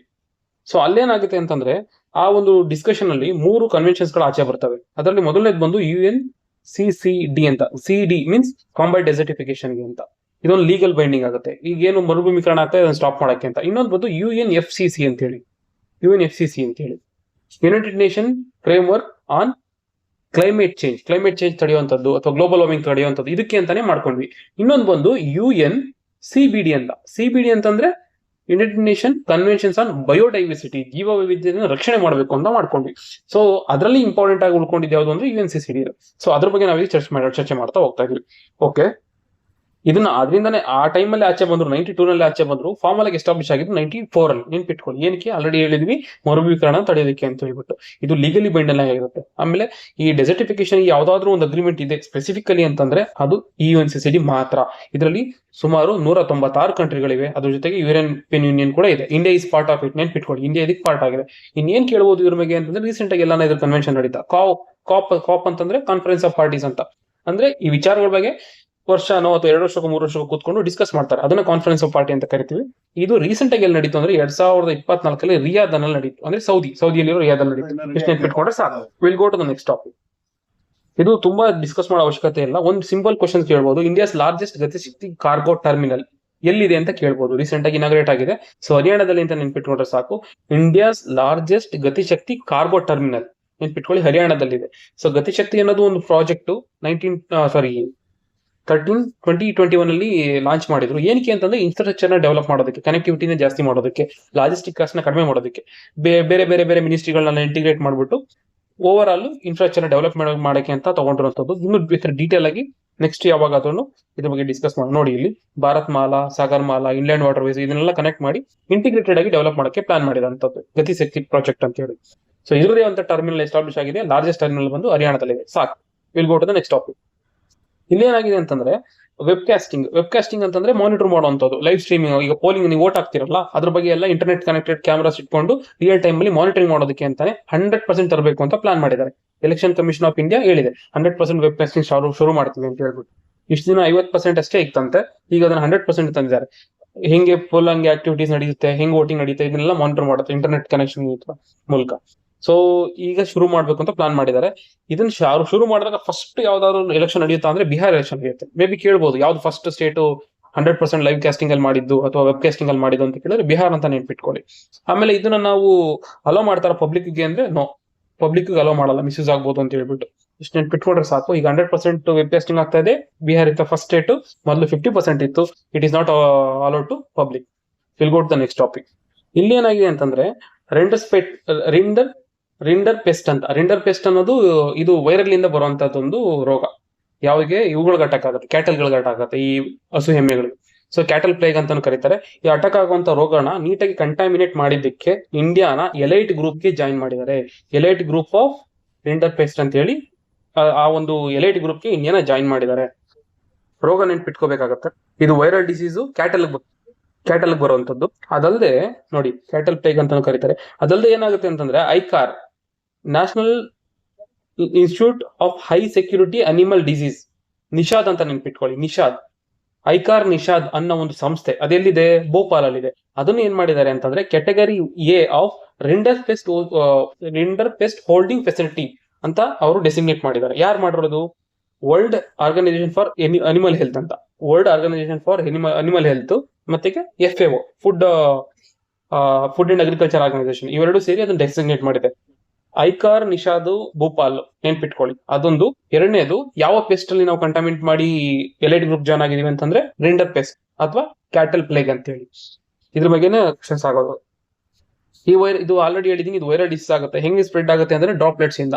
ಡ್ರಾಪ್ಲೆಟ್ಸ್ ಗಳು ಈಗ ಫಾರ್ ಎಕ್ಸಾಂಪಲ್ ಅನಿಮಲ್ ಬ್ರೀತ್ ಮಾಡಿದಾಗ, ಸೆಕ್ರೇಷನ್ ಆದಾಗ ಅಥವಾ ಎಕ್ಸ್ಪ್ರೆಷನ್ ಇಂದ ಇದಾಗಬಹುದು. ಅಂಡ್ ಪ್ರಾಬ್ಲಮ್ ಏನಂದ್ರೆ ಇದು ಡೆತ್ ರೇಟ್ ಜಾಸ್ತಿ ಇದೆ, 100% ಫಾಟಲ್ ಚಾನ್ಸಸ್ ಇದೆ. ಸೊ ಹಂಗಾಗಿ ಇಂಪಾರ್ಟೆಂಟ್ ಆಗುತ್ತೆ. ಕೆಲವೊಂದು ಸಿಂಪ್ಟಮ್ಸ್ ನೋಡ್ಕೊಳ್ಳಿ, ಮುಖದಲ್ಲಿ ಗಾಯ ಆಗ್ಬೋದಂತೆ, ಡಯರಿಯಾ ಆಗುತ್ತಂತೆ. ಇಷ್ಟು ತಿಳ್ಕೊಂಡ್ರೆ ಸಾಕಾಗುತ್ತೆ. ನೆಕ್ಸ್ಟ್ ಟಾಪಿಕ್ ಹೋಗೋಣ. ನೆಕ್ಸ್ಟ್ ಬಂದು ಇಸ್ರೇಲ್ ಇರಾನ್ ಕಾನ್ಫ್ಲಿಕ್ಟ್ ಕಂಟಿನ್ಯೂ ಆಗ್ತಾ ಇದೆ. ಈಗ ನಾವು ಆಲ್ರೆಡಿ ಲಾಸ್ಟ್ ಕ್ಲಾಸ್ ಅಲ್ಲಿ ಓದಿದ್ವಿ operation rising lion. Operation rising lion ಬಂದು ಇಸ್ರೇಲ್ ಲಾಂಚ್ ಮಾಡಿದ್ವಿ. ಇವಾಗ ಏನ್ ಮಾಡಿದೆ, ಇರಾನ್ ಲಾಂಚ್ ಮಾಡಿದೆ ಮತ್ತೆ ಅವ್ರ ಮೇಲೆ ಅಟ್ಯಾಕ್ ಮಾಡಕ್ಕೆ. ಆಪರೇಷನ್ ಆನೆಸ್ಟ್ ಪ್ರಾಮಿಸ್ 3 ಅಂತ. ಎರಡು ಯಾವ್ದ್ರಲ್ಲಿ ಬೇಕಿದ್ರು ಕೇಳ್ಬೋದು. ಆಮೇಲೆ ಇನ್ನೊಂದು ಬಂದಿದೆ ಆಪರೇಷನ್ ಸಿಂಧು ಅಂತ, ಮೊನ್ನೆ ಒಂದು ಬಂದಿದೆ ಆಪರೇಷನ್ ಸಿಂಧು. ಈ ಒಂದು ಇರಾನ್ ಮತ್ತೆ ಇಸ್ರೇಲ್ ಅಲ್ಲಿ ಕಾನ್ಫ್ಲಿಕ್ಟ್ ಅಲ್ಲಿ ಯಾರು ತಗೊಳಕೊಂಡಿದ್ದಾರೆ, ಎಸ್ಪೆಷಲಿ ಇರಾನ್ ಇಂದ ಅಲ್ಲಿದ್ದಂತ ಸ್ಟೂಡೆಂಟ್ಸ್ ಗಳನ್ನ ಎವಾಕ್ಯುಯೇಟ್ ಮಾಡಿ ಇಂಡಿಯಾ ಕರ್ಕೊಂಡ್ ಬರೋದಕ್ಕೆ ಆಪರೇಷನ್ ಸಿಂಧು ಅಂತ ನೆನ್ಪಿಟ್ಕೊಳ್ಳಿ. Operation Sindhu is different, operation Sindoor is different, operation rising lion is different, operation honest promise 3 is different. ಎಲ್ಲ ನೆನ್ಪಿಟ್ಕೊಳ್ಳಿ, ಯಾವ್ದು ಬೇಕಿದ್ರು ಕ್ವಶನ್ ಆಗ್ಬೋದು. ಸೊ ಇವು ಸ್ಟಾರ್ಟ್ ಮಾಡಿದಾರಂತೆ. ಈಗ ಎರಡು ಕಡೆನೂ ಮಿಸೈಲ್ ಅಟ್ಯಾಕ್ ಆಗ್ತಾ ಇದೆ. ಈ ಒಂದು ದೃಷ್ಟಿಯಲ್ಲಿ ಕೆಲವೊಂದು ಮ್ಯಾಪಿಂಗ್ ಮಾಡೋದು ಇಂಪಾರ್ಟೆಂಟ್ ಆಗುತ್ತೆ. ಫಾರ್ ಎಕ್ಸಾಂಪಲ್ ಇಸ್ರೇಲ್ ಮೇಲೆ ಕೆಲವೊಂದು ಕಡೆ ಅಟ್ಯಾಕ್ ಆಗಿದೆ. ಯಾವ ಅಂತಂದ್ರೆ ಐಫಾ ಫೋರ್ಟ್ ಇಂಪಾರ್ಟೆಂಟ್, ಅಲ್ಲಿ ಅಟ್ಯಾಕ್ ಆಗಿದೆ. ಅದಾದ್ಮೇಲೆ ನೀಬ್ರಾಕ್ ಹೆಂಗ್ ಸ್ಪೆಲ್ ಮಾಡ್ತೀರೋ ಅದ್ ನಿಮಗೆ ಬಿಟ್ಟಿದ್ದು. ನೆಕ್ಸ್ಟ್ ತೆಲ್ ಅವೀವ್ ಅಂತ ಹೇಳಿ, ತೆಲ್ ಅವೀವ್ ಎಲ್ಲಿ ಬರುತ್ತೆ ಅಂತ ಕೇಳ್ತಾರೆ, ನೆನ್ಪಿಟ್ಕೊಳ್ಳಿ. ಇಸ್ರೇಲ್ ಇವೆಲ್ಲ ಐಫಾ, ನೀಬ್ರಾಕ್, ತೆಲ್ ಅವೀವ್. ಆಮೇಲೆ ಇನ್ನೊಂದು ಪೆಟಾತಿಕ್ವಾ ಅಂತ ಹೇಳಿ, ಪೆಟಾತಿಕ್ವಾ ಅಂತ ಈ ಜಾಗ. ಅದಾದ್ಮೇಲೆ ಇನ್ನೊಂದು ನೆನ್ಪಿಟ್ಕೋಬೇಕಾಗಿರೋ ಜಾಗ ಅಂತಂದ್ರೆ ಜೆರೂಸಲಂ ಬಂದು ಯೂಶಲಿ ಈ ಒಂದು ಪ್ಯಾಲೆಸ್ತೈನ್ ಇಸ್ರೇಲ್ ಕಾನ್ಫ್ಲಿಕ್ಟ್ ಆಗುವಂತ ಜಾಗ. ಇಲ್ಲೇ ಅಲ್ಲ ಯೇಸು ಅವರು ಹುಟ್ಟಿದ್ದು. ಸೊ ಒಂದು ಪವಿತ್ರವಾದ ಜಾಗ ಇದು. ಇದನ್ನ ನೆನ್ಪಿಟ್ಕೊಳ್ಳಿ, ಈ ಪ್ಲೇಸ್ಗಳು ನೆನ್ಪಿಟ್ಕೊಳ್ಳಿ, ಕಾನ್ಫ್ಲಿಕ್ಟ್ ಆಗಿರೋ ಜಾಗಗಳು ನೆನ್ಪಿಟ್ಕೊಳ್ಳಿ. ಅದಾದ್ಮೇಲೆ ನೆಕ್ಸ್ಟ್ ಇರಾನ್ ಬಂದಾಗ, ಇರಾನ್ ಅಲ್ಲಿ ಕೆಲವೊಂದ್ ಕಡೆ ಅಟ್ಯಾಕ್ ಆಗಿದೆ. ಫಾರ್ ಎಕ್ಸಾಂಪಲ್ ಫಸ್ಟ್ ವೀಕ್ ಅಲ್ಲಿ ನಾವು ಡಿಸ್ಕಸ್ ಮಾಡಿದ್ವಿ ನತಾನ್ಸ್ ಅಲ್ಲೊಂದು. ಅದಾದ್ಮೇಲೆ ತೆಹರಾನ್ ಒಂದು ನೆನ್ಪಿಟ್ಕೊಳ್ಳಿ, ಎಲ್ಲಿ ಬರುತ್ತೆ ಅಂತ ಕೇಳ್ತಾರೆ, ತೆಹರಾನ್ ಒಂದು. ಆಮೇಲೆ ಶಿರಾಜ್, ಅದರ ನಂತರ ಕೆರ್ಮನ್ಶಾ. ಈ ಪ್ಲೇಸಸ್ ಗಳು ನೆನ್ಪಿಟ್ಕೊಳ್ಳಿ. ಪ್ಲೇಸಸ್ ಗಳು ಕೇಳ್ಬಿಟ್ಟು ಎಲ್ಲಿದೆ ಅಂತ ಕೇಳ್ತಾರೆ, ಸಿಂಪಲ್ ಕ್ವಶನ್ಸ್ ನೆನ್ಪಿಟ್ಕೊಳ್ಳಿ. ಈ ಒಂದು ಮ್ಯಾಪ್ ಶೇರ್ ಮಾಡ್ತೀವಿ ಗ್ರೂಪ್ ಅಲ್ಲಿ, ಅಲ್ಲಿ ನೋಡ್ಕೊಳ್ಳಿ. Okay, will go to the next topic. ಇಲ್ಲಿ ಏನಾಗಿದೆ ಅಂತಂದ್ರೆ SCO ಒಂದು ಮೀಟಿಂಗ್ ನಡೀತಾ ಇದೆ. ಎಲ್ಲಿ? ಚೀನಾದಲ್ಲಿ ನಡೀತಾ ಇದೆ. SCO ಒಂದು ಆರ್ಗನೈಸೇಷನ್ ಚೀನಾದಲ್ಲಿ ಮೀಟಿಂಗ್ ನಡೀತಾ ಇದೆ. ಅಲ್ಲಿ ರಾಜನಾಥ್ ಸಿಂಗ್ ಅವರು ಅಟೆಂಡ್ ಮಾಡ್ತಾ ಇದ್ದಾರೆ. ಈ ನಿಟ್ಟಲ್ಲಿ ಒಂದು ಸ್ವಲ್ಪ SCO ಬಗ್ಗೆ ತಿಳ್ಕೊಳ್ತಾ ಹೋಗೋಣ, ಎಷ್ಟಾಗುತ್ತೋ ಅಷ್ಟು. SCO ಬಂದು ಫಸ್ಟ್ 1996 ಅಲ್ಲಿ ಸ್ಟಾರ್ಟ್ ಆಗಿತ್ತು. ಫಸ್ಟ್ ಸಾಂಘೈ 5 ಅಂತ ಕರೆಸಿದ್ರು. ಅಂದ್ರೆ 5 ಕಂಟ್ರಿಗಳು, China, Russia, Kazakhstan, Kyrgyzstan, Tajikistan ಇವುಗಳು ಸೇರಿ ಫಸ್ಟ್ ಫಾರ್ಮ್ ಮಾಡಿದ್ವಿ. ಅದಾದ್ಮೇಲೆ ಏನಾಗುತ್ತೆ ಅಂತಂದ್ರೆ 2001 ಅಫಿಷಿಯಲಿ ಎಸ್ಟಾಬ್ಲಿಷ್ ಆಗುತ್ತೆ. 2001 ಅದೇ ಟೈಮ್ ಅಲ್ಲಿ ಉಜ್ಬೇಕಿಸ್ತಾನ ಸ್ಟಾರ್ಟ್ ಆಗುತ್ತೆ, ಜಾಯ್ನ್ ಆಗುತ್ತೆ. ಇದುವರೆಗೂ ಎಷ್ಟಿದ್ವು? 5 ಕಂಟ್ರಿ ಇದ್ವು, ಈಗ 6 ಕಂಟ್ರಿ ಆಗುತ್ತೆ. ಈಗ ಟೋಟಲ್ ಆಗಿ ಎಷ್ಟಾಗಿದೆ ಅಂತಂದ್ರೆ 10 ಕಂಟ್ರಿ ಇತ್ತು. ಇಷ್ಟು ದಿನ ಮುಂಚೆ 8 ಕಂಟ್ರಿ ಇದ್ವು. ಈಗ ಯಾವ್ಯಾವ ಆಗಿದೆ ಅಂತಂದ್ರೆ ಈಸಿಯಾಗಿ ನೆನ್ಪಿಟ್ಕೋಬಹುದು. ಹಿಂಗೆ ಸೆಂಟ್ರಲ್ ಏಷ್ಯಾದ 5 ಕಂಟ್ರಿನಲ್ಲಿ 1 ಕಂಟ್ರಿ ಬಿಟ್ಬಿಡಿ, ಮಿಕ್ಕಿದ್ ನೆನ್ಪಿಟ್ಕೊಳ್ತಾ ಹೋಗಿ. ಫಾರ್ ಎಕ್ಸಾಂಪಲ್ ಯಾವುದು? ಕಜಕಿಸ್ತಾನ, ಕಿರ್ಗಿಸ್ತಾನ, ತಜಿಕಿಸ್ತಾನ, ಉಜ್ಬೇಕಿಸ್ತಾನ, ತುರ್ಕ್ಮೆನಿಸ್ತಾನ ಅಂತ ತರಬಾರ್ದು. ಯಾವ್ದು ಸೆಂಟ್ರಲ್ ಏಷ್ಯಾದಲ್ಲಿ 1 ಕಂಟ್ರಿ ತರಬಹುದು? ತುರ್ಕ್ಮೆನಿಸ್ತಾನ. ಇನ್ 4 ನಾವು ನೆನ್ಪಿಟ್ಕೊಂಡ್ವಿ. ಅದಾದ್ಮೇಲೆ ಚೈನಾ, ರಷ್ಯಾ ನೆನ್ಪಿಟ್ಕೊಳ್ಳಿ. ಆಮೇಲೆ ಇಂಡಿಯಾ, ಪಾಕಿಸ್ತಾನ ಜಾಯ್ನ್ ಆಗಿದ್ವಿ. ರೀಸೆಂಟ್ ಆಗಿ ಆಡ್ ಆಗಿತ್ತು ಅಂದ್ರೆ ಈಗ 23 ಮತ್ತು 24 ಆಡ್ ಆಗಿದ್ದು ಹೊಸವು ಯಾವುವು ಅಂತಂದ್ರೆ ಇರಾನ್ ಮತ್ತೆ ಬೆಲಾರಸ್. ಒಟ್ಟು 10 ಕಂಟ್ರಿಗಳಿದೆ. Members are very very important. ಇದ್ರ ಹೆಡ್ ಕ್ವಾರ್ಟರ್ಸ್ ಎಲ್ಲಿದೆ ಅಂತಂದ್ರೆ ಚೀನಾದಲ್ಲಿ, ಬೀಜಿಂಗ್ ಅಲ್ಲಿ ಇದೆ. ನಾವು SCO ನಲ್ಲಿ ಇನ್ನೊಂದು ನೆನ್ಪಿಟ್ಕೋಬೇಕಾಗಿರೋ ವಿಚಾರ ಏನಂತಂದ್ರೆ ಇದು ಮೇಜರ್ ಫೋಕಸ್ ಇದ್ದಿದೆ ಕೌಂಟರ್ ಟೆರರಿಸಮ್ ಅಂತ. ಕೌಂಟರ್ ಟೆರರಿಸಮ್, ಎಕ್ಸ್ಟ್ರೀಮಿಸಮ್ ನ ಅವಾಯ್ಡ್ ಮಾಡಬೇಕು, ಒಂದು ಪೀಸ್ ಎಸ್ಟಾಬ್ಲಿಷ್ ಮಾಡಬೇಕು ಅಂತ ಹೇಳಿ. ಈಗ ನಿಮ್ಗೊಂದು ಆಶ್ಚರ್ಯ ಆಗ್ಬೋದು, ಪಾಕಿಸ್ತಾನ ಇಲ್ಲೇ ಇದೆಯಲ್ಲ ಅಂತ. ಕೆಲವೊಂದು ಟೈಮಲ್ಲಿ ಹಂಗಾಗುತ್ತೆ. Okay, will go to the terrorism part. ಈ ಟೆರರಿಸಮ್ ಪಾರ್ಟ್ ನ ಕೌಂಟರ್ ಮಾಡಬೇಕು ಅಂತಾನೆ ಇಲ್ಲೊಂದು ಸಂಸ್ಥೆ ಎಸ್ಟಾಬ್ಲಿಷ್ ಆಗಿದೆ, ರ್ಯಾಟ್ ಅಂತ ಹೇಳಿ. ರ್ಯಾಟ್ ಅನ್ನು ಸ್ಪೆಸಿಫಿಕಲಿ ಇದನ್ನ ಟೆರರಿಸಮ್ ನ ಕೌಂಟರ್ ಮಾಡ್ಬೇಕು ಅಂತಾನೆ ಇರುವಂತದ್ದು. ಕೇಳ್ತಾರೆ ರ್ಯಾಟ್ ಅನ್ನೋದು ಯಾವ್ದು ಸಂಬಂಧಪಟ್ಟಿದ್ದು ಅಥವಾ ಎಲ್ಲಿದೆ ಅಂತ ಹೇಳಿ. ರ್ಯಾಟ್ ಅನ್ನೋದು SCO ನಲ್ಲಿದೆ. ಎಲ್ಲಿದೆ? ಇದು ತಾಸ್ಕೆಂಟ್ ಇದೆ. ತಾಸ್ಕೆಂಟ್ ಬಂದು ಉಜ್ಬೇಕಿಸ್ತಾನ ಲೊಕೇಶನ್ ಆಗಿರುವಂತದ್ದು, ಲೊಕೇಟ್ ಆಗಿರುವಂತದ್ದು. Okay, will go to the next topic. ಮತ್ತೆ ಈ ಸಲ ಇಂಡಿಯಾ ಬಗ್ಗೆ ಐಎ ಒಂದು ಮಾತಾಡಿದೆ. ಇಂಡಿಯಾ ಬಂದು ಐಎ ಅಂತಂದ್ರೆ ಇಂಟರ್ನ್ಯಾಷನಲ್ ಎನರ್ಜಿ ಏಜೆನ್ಸಿ ಅಂತ ಹೇಳ್ಬಿಟ್ಟು ಇದೇನ್ ಹೇಳ್ತಾ ಇದೆ ಅಂತಂದ್ರೆ ಇಂಡಿಯಾದಲ್ಲಿ ಇಂಡಿಯಾ ಬಂದು ಥರ್ಡ್ ಫಾಸ್ಟೆಸ್ಟ್ ಗ್ರೋಯಿಂಗ್ ನೇಷನ್ ಅಂತ ಎನರ್ಜಿನ ಜನರೇಟ್ ಮಾಡೋದಕ್ಕೆ. ಇದು ಹೇಳ್ತಾ ಇದೆ ರಿನ್ಯೂವಬಲ್ ಎನರ್ಜಿನಲ್ಲಿ ಮತ್ತೆ ಕ್ಲೀನ್ ಎನರ್ಜಿನಲ್ಲಿ ಇನ್ವೆಸ್ಟ್ಮೆಂಟ್ ಚೆನ್ನಾಗಿ ಆಗ್ತಾ ಇದೆ ಇಂಡಿಯಾದಲ್ಲಿ. ಸೊ ಹಂಗಾಗಿ ಅವ್ರು ತುಂಬಾ ಫಾಸ್ಟ್ ಆಗಿ ಗ್ರೋ ಆಗ್ತಾ ಇದ್ದಾರೆ ಎನರ್ಜಿ ಜನರೇಷನ್ ಅಲ್ಲಿ ಅಂತ ಹೇಳಿ.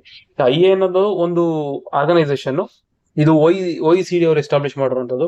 ಡೆಫಿನೆಟ್ಲಿ ಇದು ಹೆಡ್ ಕ್ವಾರ್ಟರ್ಸ್ ಪ್ಯಾರಿಸ್ ಅಲ್ಲಿ ಇದೆ, ಅದು ಆಲ್ರೆಡಿ ನಾವು ಹೇಳಿದೀವಿ. ಇದ್ರಲ್ಲಿ 31 ಜನ ಇದ್ದಾರೆ. ನಾವು ಇಲ್ಲಿ ತಿಳ್ಕೊಬೇಕಾಗಿರೋದಂದ್ರೆ India is not member of it. India ಇದು ಜಸ್ಟ್ ಅಸೋಸಿಯೇಷನ್ ಆಗಿರೋದಂಥದ್ದು ಅಷ್ಟೇ. ಇಂಡಿಯಾ ಐಎಗೆ ಪಾರ್ಟ್ನರ್ ಆಗಬೇಕು ಅಂತಂದ್ರೆ OECD ಪಾರ್ಟ್ನರ್ ಆಗಬೇಕಾಗಿತ್ತು. ನಾವು OECD ಪಾರ್ಟ್ನರ್ ಆಗಿಲ್ಲ. ಸೊ ಹಂಗಾಗಿ ಬಟ್ ಆದ್ರೂ ಕೂಡ ಇದ್ರದ್ದು ರಿಪೋರ್ಟ್ಸ್ ಎಲ್ಲ ನಮ್ಗೆ ಕೊಡ್ತಾರೆ. ಫಾರ್ ಎಕ್ಸಾಂಪಲ್ ನೋಡಿ, ಇಂಡಿಯಾ ಎನರ್ಜಿ ಔಟ್ಲುಕ್ ರಿಪೋರ್ಟ್ ಅನ್ನೋದು ಕೊಡುತ್ತೆ. ನಾವು ಮೆಂಬರ್ ಆಗಿಲ್ಲ ಅಂತ ಹೇಳಿ ತಪ್ಪು ಮಾಡಕ್ ಹೋಗ್ಬಾರ್ದು, ರಿಲೀಸ್ ಮಾಡುತ್ತೆ. ಅದಲ್ಲದೆ ಇನ್ನೊಂದಷ್ಟು ರಿಪೋರ್ಟ್ಗಳು ನೋಡ್ತಾ ಹೋದ್ರೆ world energy outlook, energy investment report, energy efficiency market, ನೋಡಿ ಎಲ್ಲ ಎನರ್ಜಿ ಸಂಬಂಧಪಟ್ಟಾಗಿ ಇದೆ ನೋಡುತ್ತೆ. ಸೊ ಇಲ್ಲಿ ನಾವು ತುಂಬಾ ಇಂಪಾರ್ಟೆಂಟ್ ಅಂತಂದ್ರೆ ರಿಪೋರ್ಟ್ಸ್ ಯಾರು ರಿಲೀಸ್ ಮಾಡ್ತಾರೆ ಅಂತ ಕೇಳ್ತಾರೆ, ನೆನ್ಪಿಟ್ಕೊಳ್ಳಿ. ಇಂಡಿಯಾ ಇದ್ರ ಮೆಂಬರ್ ಅಲ್ಲ ಅಂತ ನೆನ್ಪಿಟ್ಕೊಳ್ಳಿ. Will go to the next topic. Competitive exams ಗಳಲ್ಲಿ ರ್ಯಾಂಕಿಂಗು ಮತ್ತೆ ರಿಪೋರ್ಟ್ಸ್ ಇಂಡೆಕ್ಸಸ್ ಇಂಪಾರ್ಟೆಂಟ್ ಆಗುತ್ತೆ. ಈಗ ಕೊಕೇರಲ್ಲಿ ಸೈಮಂಡ್ಸ್ ಅಥವಾ QS ರ್ಯಾಂಕಿಂಗ್ ಅನ್ನೋದು ರಿಲೀಸ್ ಆಗಿದೆ. ಇದೇನಾಗುತ್ತೆ ಅಂತಂದ್ರೆ ವರ್ಲ್ಡ್ ಅಲ್ಲಿ ಇರುವಂತಹ ಟಾಪ್ ಕ್ಲಾಸ್ ಎಜುಕೇಶನ್ ಇನ್ಸ್ಟಿಟ್ಯೂಷನ್ ಗಳನ್ನ ರ್ಯಾಂಕ್ ಮಾಡ್ತಾ ಹೋಗುತ್ತೆ. ಅದರಲ್ಲಿ IIT ಡೆಲ್ಲಿ ಬಂದು ಇಂಡಿಯಾದಿಂದ ಟಾಪ್ ಆಗಿದೆ. ನಾನು ಹೇಳ್ತಿರೋದು ಇಂಡಿಯಾದಿಂದ ಇದು ಟಾಪ್ ಆಗಿದೆ. ಸುಮಾರು ಎಷ್ಟು 123ನೇ ರ್ಯಾಂಕ್ ಇಂದ ಇಂಡಿಯಾ ಟಾಪ್ ಆಗಿದೆ. ಮೊದಲು ಎಷ್ಟು 153ನೇ ಪೊಸಿಷನ್ ಇತ್ತಂತೆ, ಈಗ 123ನೇ ಪೊಸಿಷನ್ಗೆ ಜಂಪ್ ಆಗಿದೆ. ಸೊ ಆಕ್ಚುಲಿ ಇಂಪ್ರೂವ್ಮೆಂಟ್ ಇದು. ಸೊ ಅದಲ್ಲದೆ ಇನ್ನೇನ್ ನೆನ್ಪಿಟ್ಕೋಬೇಕು ಅಂತಂದ್ರೆ ಯಾವ್ಯಾವ ಒಂದು ಇನ್ಸ್ಟಿಟ್ಯೂಷನ್ ಗಳಿವೆ ಅಂದ್ರೆ ಬೆಂಗಳೂರಿಂದ ಒಂದಿದೆ ನೋಡಿ, ಕರ್ನಾಟಕದಿಂದ IIS ಬೆಂಗಳೂರು ಇದೆ. ಇದು ರ್ಯಾಂಕ್ ಬಂದು 219. ಅದಲ್ಲದೆ 3 ಇನ್ಸ್ಟಿಟ್ಯೂಷನ್ ಗಳು ಚೆನ್ನಾಗಿದೆ ಅಂತೆ. IIT Bombay 129ರಲ್ಲಿದೆ, IIT Madras 180ರಲ್ಲಿದೆ, 215ರಲ್ಲಿ IIT Kharagpur ಇದೆ. ಸೊ ಇವುಗಳನ್ನ ರ್ಯಾಂಕ್ ಮಾಡ್ತಾ ಹೋಗ್ತಾರೆ. ಡೆಲ್ಲಿ ಒಂದು, IISc ಬೆಂಗಳೂರು ಒಂದು ತುಂಬಾ ನೆನ್ಪಿಟ್ಕೊಳ್ಳಿ, ರ್ಯಾಂಕ್ ಸಮೇತ ನೆನ್ಪಿಟ್ಕೊಳ್ಳಿ. ಯಾವ ಒಂದು ಆಧಾರದ ಮೇಲೆ ಇವರು ರ್ಯಾಂಕಿಂಗ್ ನ ಕೊಡ್ತಾರೆ ಅಂತಂದ್ರೆ ಟೀಚರ್ ಮತ್ತೆ ಪೀಪಲ್ ರೇಷಿಯೋ, ಬೋಧಕ ಮತ್ತೆ ವಿದ್ಯಾರ್ಥಿಗಳ ಅನುಪಾತ, ಆಮೇಲೆ ರಿಸರ್ಚ್ ಅಂಡ್ ಡೆವಲಪ್ಮೆಂಟ್ ಹೆಂಗಾಗ್ತಿದೆ ಅದೊಂದು, ಅದಾದ್ಮೇಲೆ ಅಂತಾರಾಷ್ಟ್ರೀಯ ವಿದ್ಯಾರ್ಥಿಗಳ ವೈವಿಧ್ಯತೆ, ಈ ಇಂಟರ್ನ್ಯಾಷನಲ್ ಸ್ಟೂಡೆಂಟ್ ಡೇಸ್ ಹೆಂಗಿರುತ್ತೋ ಅದ್ರ ಮೇಲೆ ಕೊಡ್ತಾರೆ. ಮತ್ತೆ ಪ್ಲೇಸ್ಮೆಂಟ್ಸ್, ನೀವು ಇನ್ಸ್ಟಿಟ್ಯೂಷನ್ ಅಲ್ಲಿ ಪ್ಲೇಸ್ಮೆಂಟ್ಸ್ ಹೆಂಗಾಗುತ್ತೆ, ಈ ಒಂದು 4 ಕೀ ಫ್ಯಾಕ್ಟರ್ಸ್ ಗಳನ್ನ ಇಟ್ಕೊಂಡು ರ್ಯಾಂಕಿಂಗ್ ಕೊಡ್ತಾರೆ, ನೆನ್ಪಿಟ್ಕೊಳ್ಳಿ. Will go to the next topic. ಇದು ಇನ್ನೊಂದು ಕ್ವಶನ್ ಬಂದು ಬಿಲಿ ಜೀನ್ ಕಿಂಗ್ ಕಪ್ ಯಾವ್ದು ಸಂಬಂಧಪಟ್ಟಿದ್ದು ಅಂತ ಕೇಳ್ಬೋದು. ಇದು ಸಂಬಂಧಪಟ್ಟಿದ್ದು ಫಸ್ಟ್ ನೆನ್ಪಿಟ್ಕೊಳ್ಳಿ, ಟೆನಿಸ್ ಸಂಬಂಧಪಟ್ಟಿದ್ದು. ಬಿಲಿ ಜೀನ್ಸ್ ಕಪ್ ಯಾಕೆ ನ್ಯೂಸ್ ಅಲ್ಲಿ ಇದೆ ಅಂತಂದ್ರೆ ಫಸ್ಟ್ ಟೈಮ್ ಇಂಡಿಯಾ ಹೋಸ್ಟ್ ಮಾಡ್ತಾ ಇದೆ ಅಂತೆ. ಅದಕ್ಕಿಂತ ಯಾಕೆ ಇಂಪಾರ್ಟೆಂಟ್ ಅಂತಂದ್ರೆ ಇದು ಬೆಂಗಳೂರಲ್ಲಿ ಹೋಸ್ಟ್ ಮಾಡ್ತಾ ಇದೆ, ಅದಕ್ಕೋಸ್ಕರ. So first time India host ಮಾಡ್ತಾ ಇದೆ, ಅದು ಬೆಂಗಳೂರಲ್ಲಿ ಹೋಸ್ಟ್ ಮಾಡ್ತಾ ಇದೆ. ಎಲ್ಲಿ ಅಂತಂದ್ರೆ ಈ ಯಾವ ಸ್ಟೇಡಿಯಂ ಅಲ್ಲಿ ಫಸ್ಟ್ ಆಗ್ತಾ ಇದೆ ಅಂತಂದ್ರೆ SM ಕೃಷ್ಣ ಟೆನಿಸ್ ಸ್ಟೇಡಿಯಂ ಇನ್ ಬೆಂಗಳೂರು. ಇಷ್ಟು ಇಂಪಾರ್ಟೆಂಟ್. ಇದನ್ನ ಹೈಲೈಟ್ ಮಾಡಿರೋದ್ರಿಂದ ಗ್ರೂಪ್ ಅಲ್ಲಿ ಶೇರ್ ಮಾಡ್ತೀನಿ. ಸೊ ಅಲ್ಲಿ ನೋಡಿಟ್ಕೊಳ್ಳಿ ಇದನ್ನ. ಇದ್ರ ಮೇಲೆ ಯಾವ್ದು ಬೇಕಿರೋ ಕ್ವಶನ್ ಆಗ್ಬೋದು. Very very important, especially for PSI. Next topic ಬಂದು ಸೇಮ್ ಸ್ಪೋರ್ಟ್ಸ್ ಇಂದ ತಗೊಂಡಿದ್ವಿ. ದಿವ್ಯ ದೇಶ್ಮುಖ್ ಅವರು ಯಾವ ಒಂದು ಸ್ಪೋರ್ಟ್ಸ್ಗೆ ರಿಲೇಟೆಡ್ ಅಂತ ಕೇಳ್ತಾರೆ. ಇವರು ಕೂಡ ಚೆಸ್ ಸಂಬಂಧಪಟ್ಟವರು. ಯಾಕೆ ಅಂತಂದ್ರೆ ಇವರು ರೀಸೆಂಟ್ ಆಗಿ ವರ್ಲ್ಡ್ ನಂಬರ್ 1 ಅನ್ಸ್ಕೊಂಡಿದ್ದಂತಹ ಇಫನ್ ಅನ್ನೋರನ್ನ ಬೀಟ್ ಮಾಡಿದ್ದಾರೆ. ಎಲ್ಲಿ ಅಂತಂದ್ರೆ ಲಂಡನ್ ಅಲ್ಲಿ ನಡೀತಿದ್ದಂತಹ ವರ್ಲ್ಡ್ ಟೀಮ್ ಬ್ಲಿಟ್ಸ್ ಚಾಂಪಿಯನ್ಶಿಪ್ ಅಲ್ಲಿ ಅವ್ರನ್ನ ಬೀಟ್ ಮಾಡಿದ್ದಾರೆ. ನಂಬರ್ 1 ಅನ್ಸ್ಕೊಂಡಿರೋರ್ನ ಬೀಟ್ ಮಾಡಿರೋದ್ರಿಂದ ಇದು ಮೋದಿ ಅವರಿಗೆ ಖುಷಿ ತಂದು, ಪ್ರಧಾನಮಂತ್ರಿ ಮೋದಿ ಅವ್ರಿಗೆ ಖುಷಿ ತಂದು ಅವ್ರನ್ನ ಕಂಗ್ರಾಚುಲೇಟ್ ಮಾಡಿದ್ದಾರೆ. ಸೊ ಹಂಗಾಗಿ ನ್ಯೂಸ್ ಅಲ್ಲಿ ಇದೆ. ಏನು ಸಂಬಂಧಪಟ್ಟಿದ್ದು ಅಂತ ಕೇಳ್ಬೋದು, ಚೆಸ್ ಸಂಬಂಧಪಟ್ಟಿದ್ದಾರೆ ದಿವ್ಯ ದೇಶ್ಮುಖ್. ಎಷ್ಟು ನೆನ್ಪಿಟ್ಕೊಂಡು ಸಾಕು. ಇನ್ನೊಂದು ಬಂದು ಅವಾರ್ಡ್ ಬಗ್ಗೆ ಸಂಬಂಧಪಟ್ಟಂತ ಒಂದು ಟಾಪಿಕ್ ಇದೆ.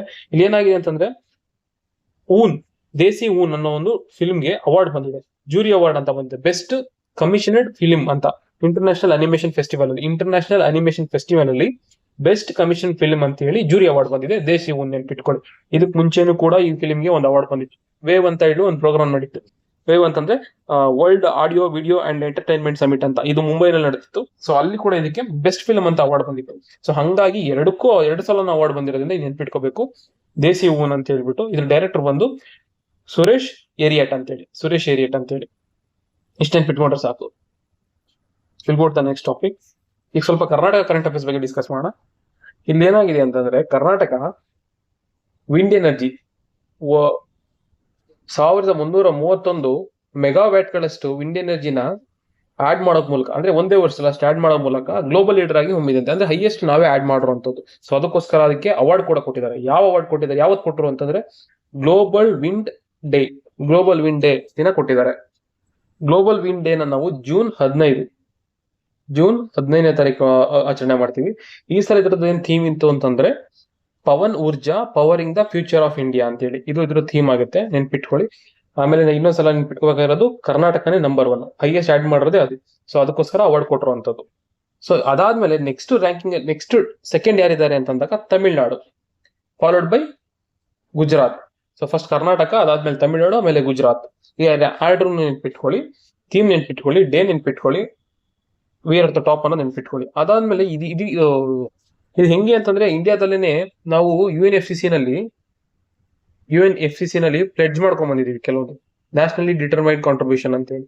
ಅದಕ್ಕೆ ನಮ್ದೊಂದಷ್ಟು ಟಾರ್ಗೆಟ್ ಇದೆ. ಸೊ ಅಲ್ಲಿ ಏನಂತಂದ್ರೆ ನಾವು ಇಂಡಿಯಾದಲ್ಲಿ ಅಚೀವ್ ಮಾಡಿ ಬಂದಿದೀವಿ. ನ್ಯಾಷನಲ್ ಗ್ಲೋಬಲ್ ಗೋಲ್ 500 ಗಿಗಾವ್ಯಾಟ್ಸ್ ಅಷ್ಟು ಕ್ಲೀನ್ ಎನರ್ಜಿನ ಅಚೀವ್ ಮಾಡ್ತೀವಿ ಅಂತ. ಅದಕ್ಕೆ ನಾವು ಸಪೋರ್ಟ್ ಮಾಡ್ದಂಗೆ ಆಗ್ತಾ ಇದೆ. ಇಷ್ಟು ತಿಳ್ಕೊಂಡ್ರೆ ಸಾಕು. Will go to the next topic. ಇದು ಬಂದು ಕೇಂದ್ರ ಸಾಹಿತ್ಯ ಅಕಾಡೆಮಿ ಅವಾರ್ಡ್ ಬಂದಿದೆ. 2 ಅವಾರ್ಡ್ ಇದೆ ಇದರಲ್ಲಿ. ಒಂದು ಯುವ ಪುರಸ್ಕಾರ ಅಂತ, ಇನ್ನೊಂದು ಬಂದು ಬಾಲ ಪುರಸ್ಕಾರ ಅಂತ ಹೇಳ್ಬಿಟ್ಟು. ಕರ್ನಾಟಕಕ್ಕೆ ಈ ಸಲ 2ಕ್ಕೂ ಅವಾರ್ಡ್ ಬಂದಿದೆ. ದಿಲೀಪ್ ಕುಮಾರ್ ಅನ್ನೋರಿಗೆ ಪಚ್ಚೆಯ ಜಗತ್ ಎಂಬ ಕೃತಿಗೆ ಯುವ ಪುರಸ್ಕಾರ ಅನ್ನೋ ಅವಾರ್ಡ್ ಬಂದಿದೆ. ಓಕೆನಾ. ಯುವ ಪುರಸ್ಕಾರ ಅವಾರ್ಡ್ ಯಾರು ಕೊಡ್ತಾರೆ ಅಂತಂದ್ರೆ 35 ವರ್ಷ ಅಥವಾ ಅದಕ್ಕಿಂತ ಕಡಿಮೆ ಇರುವಂತವ್ರಿಗೆ. ಆಮೇಲೆ 22 ಲ್ಯಾಂಗ್ವೇಜ್, ನಮ್ದು 8 ಶೆಡ್ಯೂಲ್ ಏನ್ ಲಿಸ್ಟ್ ಆಗಿದೆ 22 ಲ್ಯಾಂಗ್ವೇಜ್ ಅದು. ಅದ್ರ ಜೊತೆಗೆ ಇಂಗ್ಲಿಷ್ ಮತ್ತೆ ರಾಜಸ್ಥಾನಿ ಒಟ್ಟು 24 ಲ್ಯಾಂಗ್ವೇಜ್ ಕೊಡ್ತಾರಂತೆ. ಸೊ ಇದರಲ್ಲಿ ಕರ್ನಾಟಕಕ್ಕೆ ಕನ್ನಡಿಗನಿಗೆ ಯಾರು ದಿಲೀಪ್ ಕುಮಾರ್ ಅನ್ನೋರು ಬಂದಿದೆ ಪಚ್ಚೆಯ ಜಗತ್ ಅನ್ನೋ ಒಂದು ಪುಸ್ತಕಕ್ಕೆ. ಅದಾದ್ಮೇಲೆ ಬಾಲ ಸಾಹಿತ್ಯ ಪುರಸ್ಕಾರ ಕೂಡ ಬಂದಿದೆ. ಇದು 24 ಲ್ಯಾಂಗ್ವೇಜ್ ಅಲ್ಲಿ ಕೊಡ್ತಾರೆ. ಇದ್ರಲ್ಲಿ ಬಂದು ಶಿವಲಿಂಗಪ್ಪ ಹರಿಸ್ದೋಲ್ ಅನ್ನೋರು ಬಂದಿದೆ. ನೋಟ್ಬುಕ್ ಅನ್ನೋ ಒಂದು ಶಾರ್ಟ್ ಸ್ಟೋರೀಸ್, ಸಣ್ಣ ಕಥೆಗಳಿಗೆ ಬಂದಿದೆ. ಇವೆರಡರಲ್ಲೂ ಏನ್ ಕೊಡ್ತಾರೆ ಅಂತಂದ್ರೆ, ಇದು ಇಂಪಾರ್ಟೆಂಟ್ ಅಮೌಂಟ್, ₹5 ಅಮೌಂಟ್ ಕೊಡ್ತಾರೆ. ಒಂದು ಕಾಪರ್ ಪ್ಲೇಟ್ ಒಂದು ಕೊಡ್ತಾರೆ. ಇಷ್ಟನ್ನು ತಿಳ್ಕೊಂಡ್ರೆ ಸಾಕಾಗುತ್ತೆ. ವೆರಿ ವೆರಿ ಇಂಪಾರ್ಟೆಂಟ್, ನೆನ್ಪಿಟ್ಕೊಳ್ಳಿ. ಅಮೌಂಟ್, ಅವಾರ್ಡು, ನೇಮ್ಸ್, ಕೃತಿ ಅಷ್ಟು ಇಂಪಾರ್ಟೆಂಟ್. ನೇಮ್ಗಳು ನೆನ್ಪಿಟ್ಕೊಳ್ಳಿ. ದಿಲೀಪ್ ಕುಮಾರ್, ಶಿವಲಿಂಗಪ್ಪ ಹರಿಸದಾಳು, ಮತ್ತೆ ಅಮೌಂಟ್ ಬಂದು 50,000. ಒಬ್ರಿಗೆ ಬಂದಿದ್ದು ಯುವ ಪುರಸ್ಕಾರ, ಒಬ್ರಿಗೆ ಬಂದಿದ್ದು Bal Sahitya Puraskar. Will go to the next topic. ಏನಂದ್ರೆ ನಾವು ಒಂದು ಕ್ಯಾಂಪೇನ್ ಹಮ್ಮಿಕೊಂಡಿದ್ವಂತೆ. ಆ ಕ್ಯಾಂಪೇನ್ ಹೆಸರು ಬಂದು ಜಲ ಪ್ರತಿಜ್ಞಾ ಅಂತ, world largest conservation pledge campaign ಅಂತ ಇದು. ಇಲ್ಲಿ ಸ್ಕೂಲ್ ಮಕ್ಕಳು, ಕಾಲೇಜಸ್ ಸ್ಟೂಡೆಂಟ್ಸ್, ವಾಲಂಟಿಯರ್ಸ್ ಎಲ್ಲರನ್ನು ಸೇರಿ ಇನ್ವಾಲ್ವ್ ಮಾಡ್ಕೊಂಡು ಒಂದು ದೊಡ್ಡ ಕ್ಯಾಂಪೇನ್ ಮಾಡಿದ್ವಿ. ಅದಕ್ಕೆ ಅಂತಾನೆ ಗಿನ್ನಿಸ್ ವರ್ಲ್ಡ್ ರೆಕಾರ್ಡ್ ಆಗಿದೆ. ಯಾರು ಇದನ್ನ ಕ್ಯಾಂಪೇನ್ ಕಂಡಕ್ಟ್ ಮಾಡಿದ್ರು ಅಂತಂದ್ರೆ BWSSB ಅವರು ಕಂಡಕ್ಟ್ ಮಾಡಿರುವಂತದ್ದು. ಇದ್ರ ಮೇಲೆ ಕ್ವಶನ್ಸ್ ಆಗ್ಬೋದು. Bengaluru water supply sewage board ಅಂತ ಹೇಳಿ. ಸೊ ನೆನ್ಪಿಟ್ಕೊಳ್ಳಿ, ಇದಕ್ಕೆ ಗಿನ್ನಿಸ್ ರೆಕಾರ್ಡ್ ಆಗಿದೆ. ಯಾರು ಕಂಡಕ್ಟ್ ಮಾಡಿದ್ದು ಅಥವಾ ಅದ್ರದ್ದು ನೇಮ್ ಏನು ಅಂತ, ಜಲ ಪ್ರತಿಜ್ಞೆ ಅನ್ನೋದು. ನೆಕ್ಸ್ಟ್ ಟಾಪಿಕ್ ಬಂದ್ಬಿಟ್ಟು ಗ್ಲೋಬಲ್ ಸ್ಟಾರ್ಟ್ಅಪ್ ಎಕೋಸಿಸ್ಟಮ್ ಇಂಡೆಕ್ಸ್ ಅಂತ ಹೇಳಿ. ಗ್ಲೋಬಲ್ ಸ್ಟಾರ್ಟ್ಅಪ್ ಎಕೋಸಿಸ್ಟಮ್ ಇಂಡೆಕ್ಸ್ ಅಲ್ಲಿ ಇವಾಗ ಬೆಂಗಳೂರು 14ನೇ ಸ್ಥಾನಕ್ಕೆ ಬಂದಿದೆ. ಮೊದಲು ನಾವು 21st ರ್ಯಾಂಕ್ ಅಲ್ಲಿ ಇದ್ವಿ, ಈಗ 14ನೇ ಸ್ಥಾನಕ್ಕೆ ಬಂದಿದೆ. 14ನೇ ಸ್ಥಾನಕ್ಕೆ ಬಂದಿದೀವಿ ಅನ್ನೋ ಮಾತ್ರಕ್ಕೆ ಅರ್ಥ ಮಾಡ್ಕೊಳ್ಳಿ, ಪ್ಯಾರಿಸ್ ಅಂತ ಕಂಟ್ರಿಗಳ ಜೊತೆ ನಾವು ಕಾಂಪೀಟ್ ಮಾಡ್ತಾ ಇದೀವಿ. ಸೊ ಇದನ್ನ ಯಾರು ರಿಲೀಸ್ ಮಾಡ್ತಾರೆ ಅನ್ನೋದು ಇಂಪಾರ್ಟೆಂಟ್ ಆಗುತ್ತೆ. ಸ್ಟಾರ್ಟ್ಅಪ್ ಜಿನೋಮ್ ಅನ್ನೋರು ರಿಲೀಸ್ ಮಾಡ್ತಾರೆ. ನಾವು 14ನೇ ಸ್ಥಾನದಲ್ಲಿ ಓವರ್ ಆಲ್ ಇದ್ರು ಕೂಡ ಈ ಗ್ಲೋಬಲ್ AI ಬಿಗ್ ಡೇಟಾ ಅಂತ ಬಂದಾಗ ವಿ ಆರ್ ಅಟ್ ನಾವು 5th ಪೊಸಿಷನ್ ಇದ್ದೀವಿ. ಇಷ್ಟು ನೆನ್ಪಿಟ್ಕೊಂಡ್ರೆ ಸಾಕು. Will go to the next topic. ಇದೇನಂತಂದ್ರೆ ಅಂಬೇಡ್ಕರ್ ಥೀಮ್ ಪಾರ್ಕ್ ಅನ್ನೋದನ್ನ ಎಸ್ಟಾಬ್ಲಿಷ್ ಮಾಡ್ತಾ ಇದ್ದಾರೆ. ಎಲ್ಲಿ ಎಸ್ಟಾಬ್ಲಿಷ್ ಮಾಡ್ತಾರೆ ಅಂತ ಕೇಳ್ತಾರೆ. Very simple question. Bengaluru university Jnanabharathi campus ಅಲ್ಲಿ ಎಸ್ಟಾಬ್ಲಿಷ್ ಮಾಡ್ತಾರೆ. ಅಂಬೇಡ್ಕರ್ ಥೀಮ್ ಪಾರ್ಕ್ ಎಲ್ಲಿ ಎಸ್ಟಾಬ್ಲಿಷ್ ಮಾಡ್ತಾರೆ ಅಂತ ಅಷ್ಟೇ ಕೇಳ್ತಾರೆ, ನೆನ್ಪಿಟ್ಕೊಳ್ಳಿ. ಒಂದು 200 ಕೋಟಿ ಅದು ಖರ್ಚು ಮಾಡ್ತಾ ಇದ್ದಾರೆ. ಸಿಂಪಲ್ ಕ್ವಶನ್ ಇದು. ನೆಕ್ಸ್ಟ್ ಟಾಪಿಕ್ ಬಂದು ಕಪ್ಪತ್ತ ಗುಡ್ಡ ಎಲ್ಲಿದೆ? ಇದು ಗದಗ ಅಲ್ಲ. ಈ ಕಪ್ಪತ್ತ ಗುಡ್ಡ ಗದಗ ಏನಿದೆಯಲ್ಲ, ಇದನ್ನ ಎಕೋ ಸೆನ್ಸಿಟಿವ್ ಝೋನ್ ಅಂತ ಡಿಕ್ಲೇರ್ ಮಾಡ್ತಾ ಇದ್ದಾರೆ. ಎಕೋ ಸೆನ್ಸಿಟಿವ್ ಝೋನ್ ಅಂತ ಡಿಕ್ಲೇರ್ ಮಾಡಿದಾಗ ಅದೊಂಥರ ಬಫರ್ ಏರಿಯಾ ಇದ್ದಂಗೆ. ಸೊ ಆಲ್ಮೋಸ್ಟ್ 1 ರಿಂದ 1.5 ಅಥವಾ 2 ಕಿಲೋಮೀಟರ್ ಡಿಸ್ಟೆನ್ಸ್ ಅಲ್ಲಿ ಯಾವುದೇ ರೀತಿ ಆಕ್ಟಿವಿಟೀಸ್ಗಳು, ಈಗ ಫಾರ್ ಎಕ್ಸಾಂಪಲ್ ಪೊಲ್ಯೂಟೆಡ್ ಇಂಡಸ್ಟ್ರಿಗಳನ್ನ ಎಸ್ಟಾಬ್ಲಿಷ್ ಮಾಡುವಂತದ್ದು ಅಥವಾ ಮರಗಳನ್ನ ಕಡಿಯುವಂಥದ್ದು, ಇಂಥದ್ದೆಲ್ಲ ರಿಸ್ಟ್ರಿಕ್ಟ್ ಮಾಡಕ್ ಶುರು ಮಾಡ್ಬಿಡ್ತಾರೆ. ಸೊ ಇದನ್ನ ಡಿಕ್ಲೇರ್ ಮಾಡಿದ್ದಾರೆ ಕಪ್ಪತ್ತ ಗುಡ್ಡ ಯಾಕೆ ಇಂಪಾರ್ಟೆಂಟ್ ಅಂತಂದ್ರೆ, ಇದನ್ನ western ghat of northern Karnataka ಅಂತ ಕರೀತಾರೆ. ಅಷ್ಟು ಸ್ಪೀಶೀಸ್ಗಳು, ಸುಮಾರು 500 ರೇರ್ ಸ್ಪೀಶೀಸ್ಗಳನ್ನ ನಾವು ನೋಡಕ್ ಸಿಗುತ್ತೆ. ಅದಲ್ಲದೆ ವೂಲ್ಫ್, ಆಂಟಿಲೋಪ್ಸ್, ಲೆಪರ್ಡ್ಸ್, ಈ ತರದ ಸಾಕಷ್ಟುಗಳು ಸಿಗುತ್ತೆ ನಮ್ಗೆ. ಸೊ ಹಂಗಾಗಿ ಅದರದ್ದೇ ರೀಸೆಂಟ್ ಆಗಿ ಇಲ್ಲಿ ಚಿನ್ನದ ನಿಕ್ಷೇಪಗಳಿವೆ ಅಂತ ಕೂಡ ನ್ಯೂಸ್ ಅಲ್ಲಿ ಇತ್ತು. ಹಂಗಾಗಿ ಕಪ್ಪತ್ತ ಗುಡ್ಡ ವೆರಿ ವೆರಿ ಇಂಪಾರ್ಟೆಂಟ್. 2-3 ವಿಚಾರಗಳಿಂದ ನೆನ್ಪಿಟ್ಕೊಳ್ಳಿ. ಇದು ಗದಗ ಡಿಸ್ಟಿಕ್ ಅಲ್ಲಿ ಬರುತ್ತೆ. ಇಷ್ಟು ನೆನ್ಪಿಟ್ಕೊಂಡ್ರೆ ಸಾಕಾಗುತ್ತೆ. ನೆಕ್ಸ್ಟ್ ಟಾಪಿಕ್ ಹೋಗೋಣ. ನೆಕ್ಸ್ಟ್ ಟಾಪಿಕ್ ಬಂದು ಈಗ ರೀಸೆಂಟ್ ಆಗಿ ಆದಂತ RCB ಸೆಲೆಬ್ರೇಷನ್ ಅಲ್ಲಿ ಒಂದು ಸ್ಟ್ಯಾಂಪೇಡಿಸ್ ಅಥವಾ ಕಾಲ್ ತುಳಿತ ಆಗಿತ್ತಲ್ಲ, ಕಾಲ್ ತುಳಿತಕ್ಕೆ ಅದನ್ನ ಕಂಟ್ರೋಲ್ ಮಾಡೋದಕ್ಕೆ ಅಂತಾನೆ ಕರ್ನಾಟಕ ಒಂದು ಲಾ ಮಾಡಕ್ ಶುರು ಮಾಡಿದೆ. ಅದ್ರ ಹೆಸರು ಬಂದು ಕರ್ನಾಟಕ ಕ್ರೌಡ್ ಕಂಟ್ರೋಲ್ ಬಿಲ್ ಅಂತ ಹೇಳಿ. ಯಾವ್ದಾದ್ರು ಒಂದು ದೊಡ್ಡ ಫಂಕ್ಷನ್ಸ್ ಗಳನ್ನ ಆರ್ಗನೈಸ್ ಮಾಡೋದಕ್ಕೆ ಮುಂಚೆ ಆ ರೆಸ್ಪಾನ್ಸಿಬಿಲಿಟಿನ ಆರ್ಗನೈಸರ್ಸ್ ತಗೋಬೇಕಾಗತ್ತೆ. ಆಮೇಲೆ ಕಂಪಲ್ಸರಿ ಪೊಲೀಸರ ಕಡೆಯಿಂದ ಪರ್ಮಿಷನ್ ತಗೋಬೇಕಾಗತ್ತೆ. ಆಮೇಲೆ ಏನೇ ಒಂದು ವಿಚಾರ ಬಂದ್ರು ಅವರೇ ರೆಸ್ಪಾನ್ಸಿಬಲ್ ಆಗ್ತಾರೆ, ಯಾರು ಆರ್ಗನೈಸ್ ಮಾಡಿರ್ತಾರೋ ಅವ್ರಿಗೆ. ಅವ್ರುಗಳಿಗೆ ಸುಮಾರು 3 ವರ್ಷ ಜೈಲಾದ್ರೂ ಆಗ್ಬೋದು ಅಥವಾ 5 ಲಕ್ಷದವರೆಗೂ ಪೆನಾಲ್ಟಿ ಆದ್ರೂ ಕೊಡ್ಬೋದು, ಎರಡೂ ನಡೀಬಹುದು. ಆಮೇಲೆ ಇದಕ್ಕೆ ನಾನ್ ಕಾಗ್ನಿಸಬಲ್ ಇರುತ್ತೆ, ನಾನ್ ಬೇಲೇಬಲ್ ಕೂಡ ಇರುತ್ತೆ. ಸೊ ಹಂಗಾಗಿ ತುಂಬಾ ಇಂಪಾರ್ಟೆಂಟ್, ಎಸ್ಪೆಷಲಿ ಈ ಒಂದು ಟರ್ಮ್ಗಳು ಏನೇನಾದ್ರೂ ಫೀಚರ್ಸ್ ಅಂತ. 3 ವರ್ಷ ಜೈಲು, 5 ಲಕ್ಷ ಫೈನು, ನಾನ್ ಕಾಗ್ನಿಸಬಲ್, ನಾನ್ ಬೇಲೇಬಲ್. ಸೊ ಇವುಗಳು ಇಂಪಾರ್ಟೆಂಟ್ ಆಗುತ್ತೆ. ಇಷ್ಟು ತಿಳ್ಕೊಂಡ್ರೆ ಸಾಕು. ಈ ಒಂದು ವೀಕ್ ನಲ್ಲಿ ಇಷ್ಟು ತಿಳ್ಕೊಂಡ್ರೆ ಸಾಕಾಗುತ್ತೆ. ಮುಂದಿನ ವಾರ ಬರ್ತಾ ಇನ್ನೊಂದಷ್ಟು ಸುದ್ದಿಗಳು ತಂದು ಡಿಸ್ಕಸ್ ಮಾಡೋಣ. ಇದರದ್ದು PDF ಗಳು ನಮಗೆ ಟೆಲಿಗ್ರಾಮ್ ಚಾನಲ್ ಸಿಗುತ್ತೆ. ಮತ್ತೆ ಕರ್ನಾಟಕ ಕರೆಂಟ್ ಅಫೇರ್ಸ್ ಗಳು ಅಥವಾ ಇನ್ನೊಂದಷ್ಟು ಕರೆಂಟ್ ಅಫೇರ್ಸ್ ಗಳು ಒನ್ಲೈನರ್ಗಳು ತುಂಬಾ ಇರೋದ್ರಿಂದ ನಾವು ಆಗಾಗ್ಗೆ ಟೆಲಿಗ್ರಾಮ್ ಚಾನಲ್ ನಲ್ಲಿ ಪೋಸ್ಟ್ ಮಾಡಿರ್ತೀವಿ. ಸೊ ಹಂಗಾಗಿ ದಯವಿಟ್ಟು ಟೆಲಿಗ್ರಾಮ್ ಚಾನಲ್ಗೆ ಫಾಲೋ ಮಾಡಿ, ಆಮೇಲೆ ಯೂಟ್ಯೂಬ್ ಚಾನಲ್ ನ ಸಬ್ಸ್ಕ್ರೈಬ್ ಮಾಡಿ. Thank you.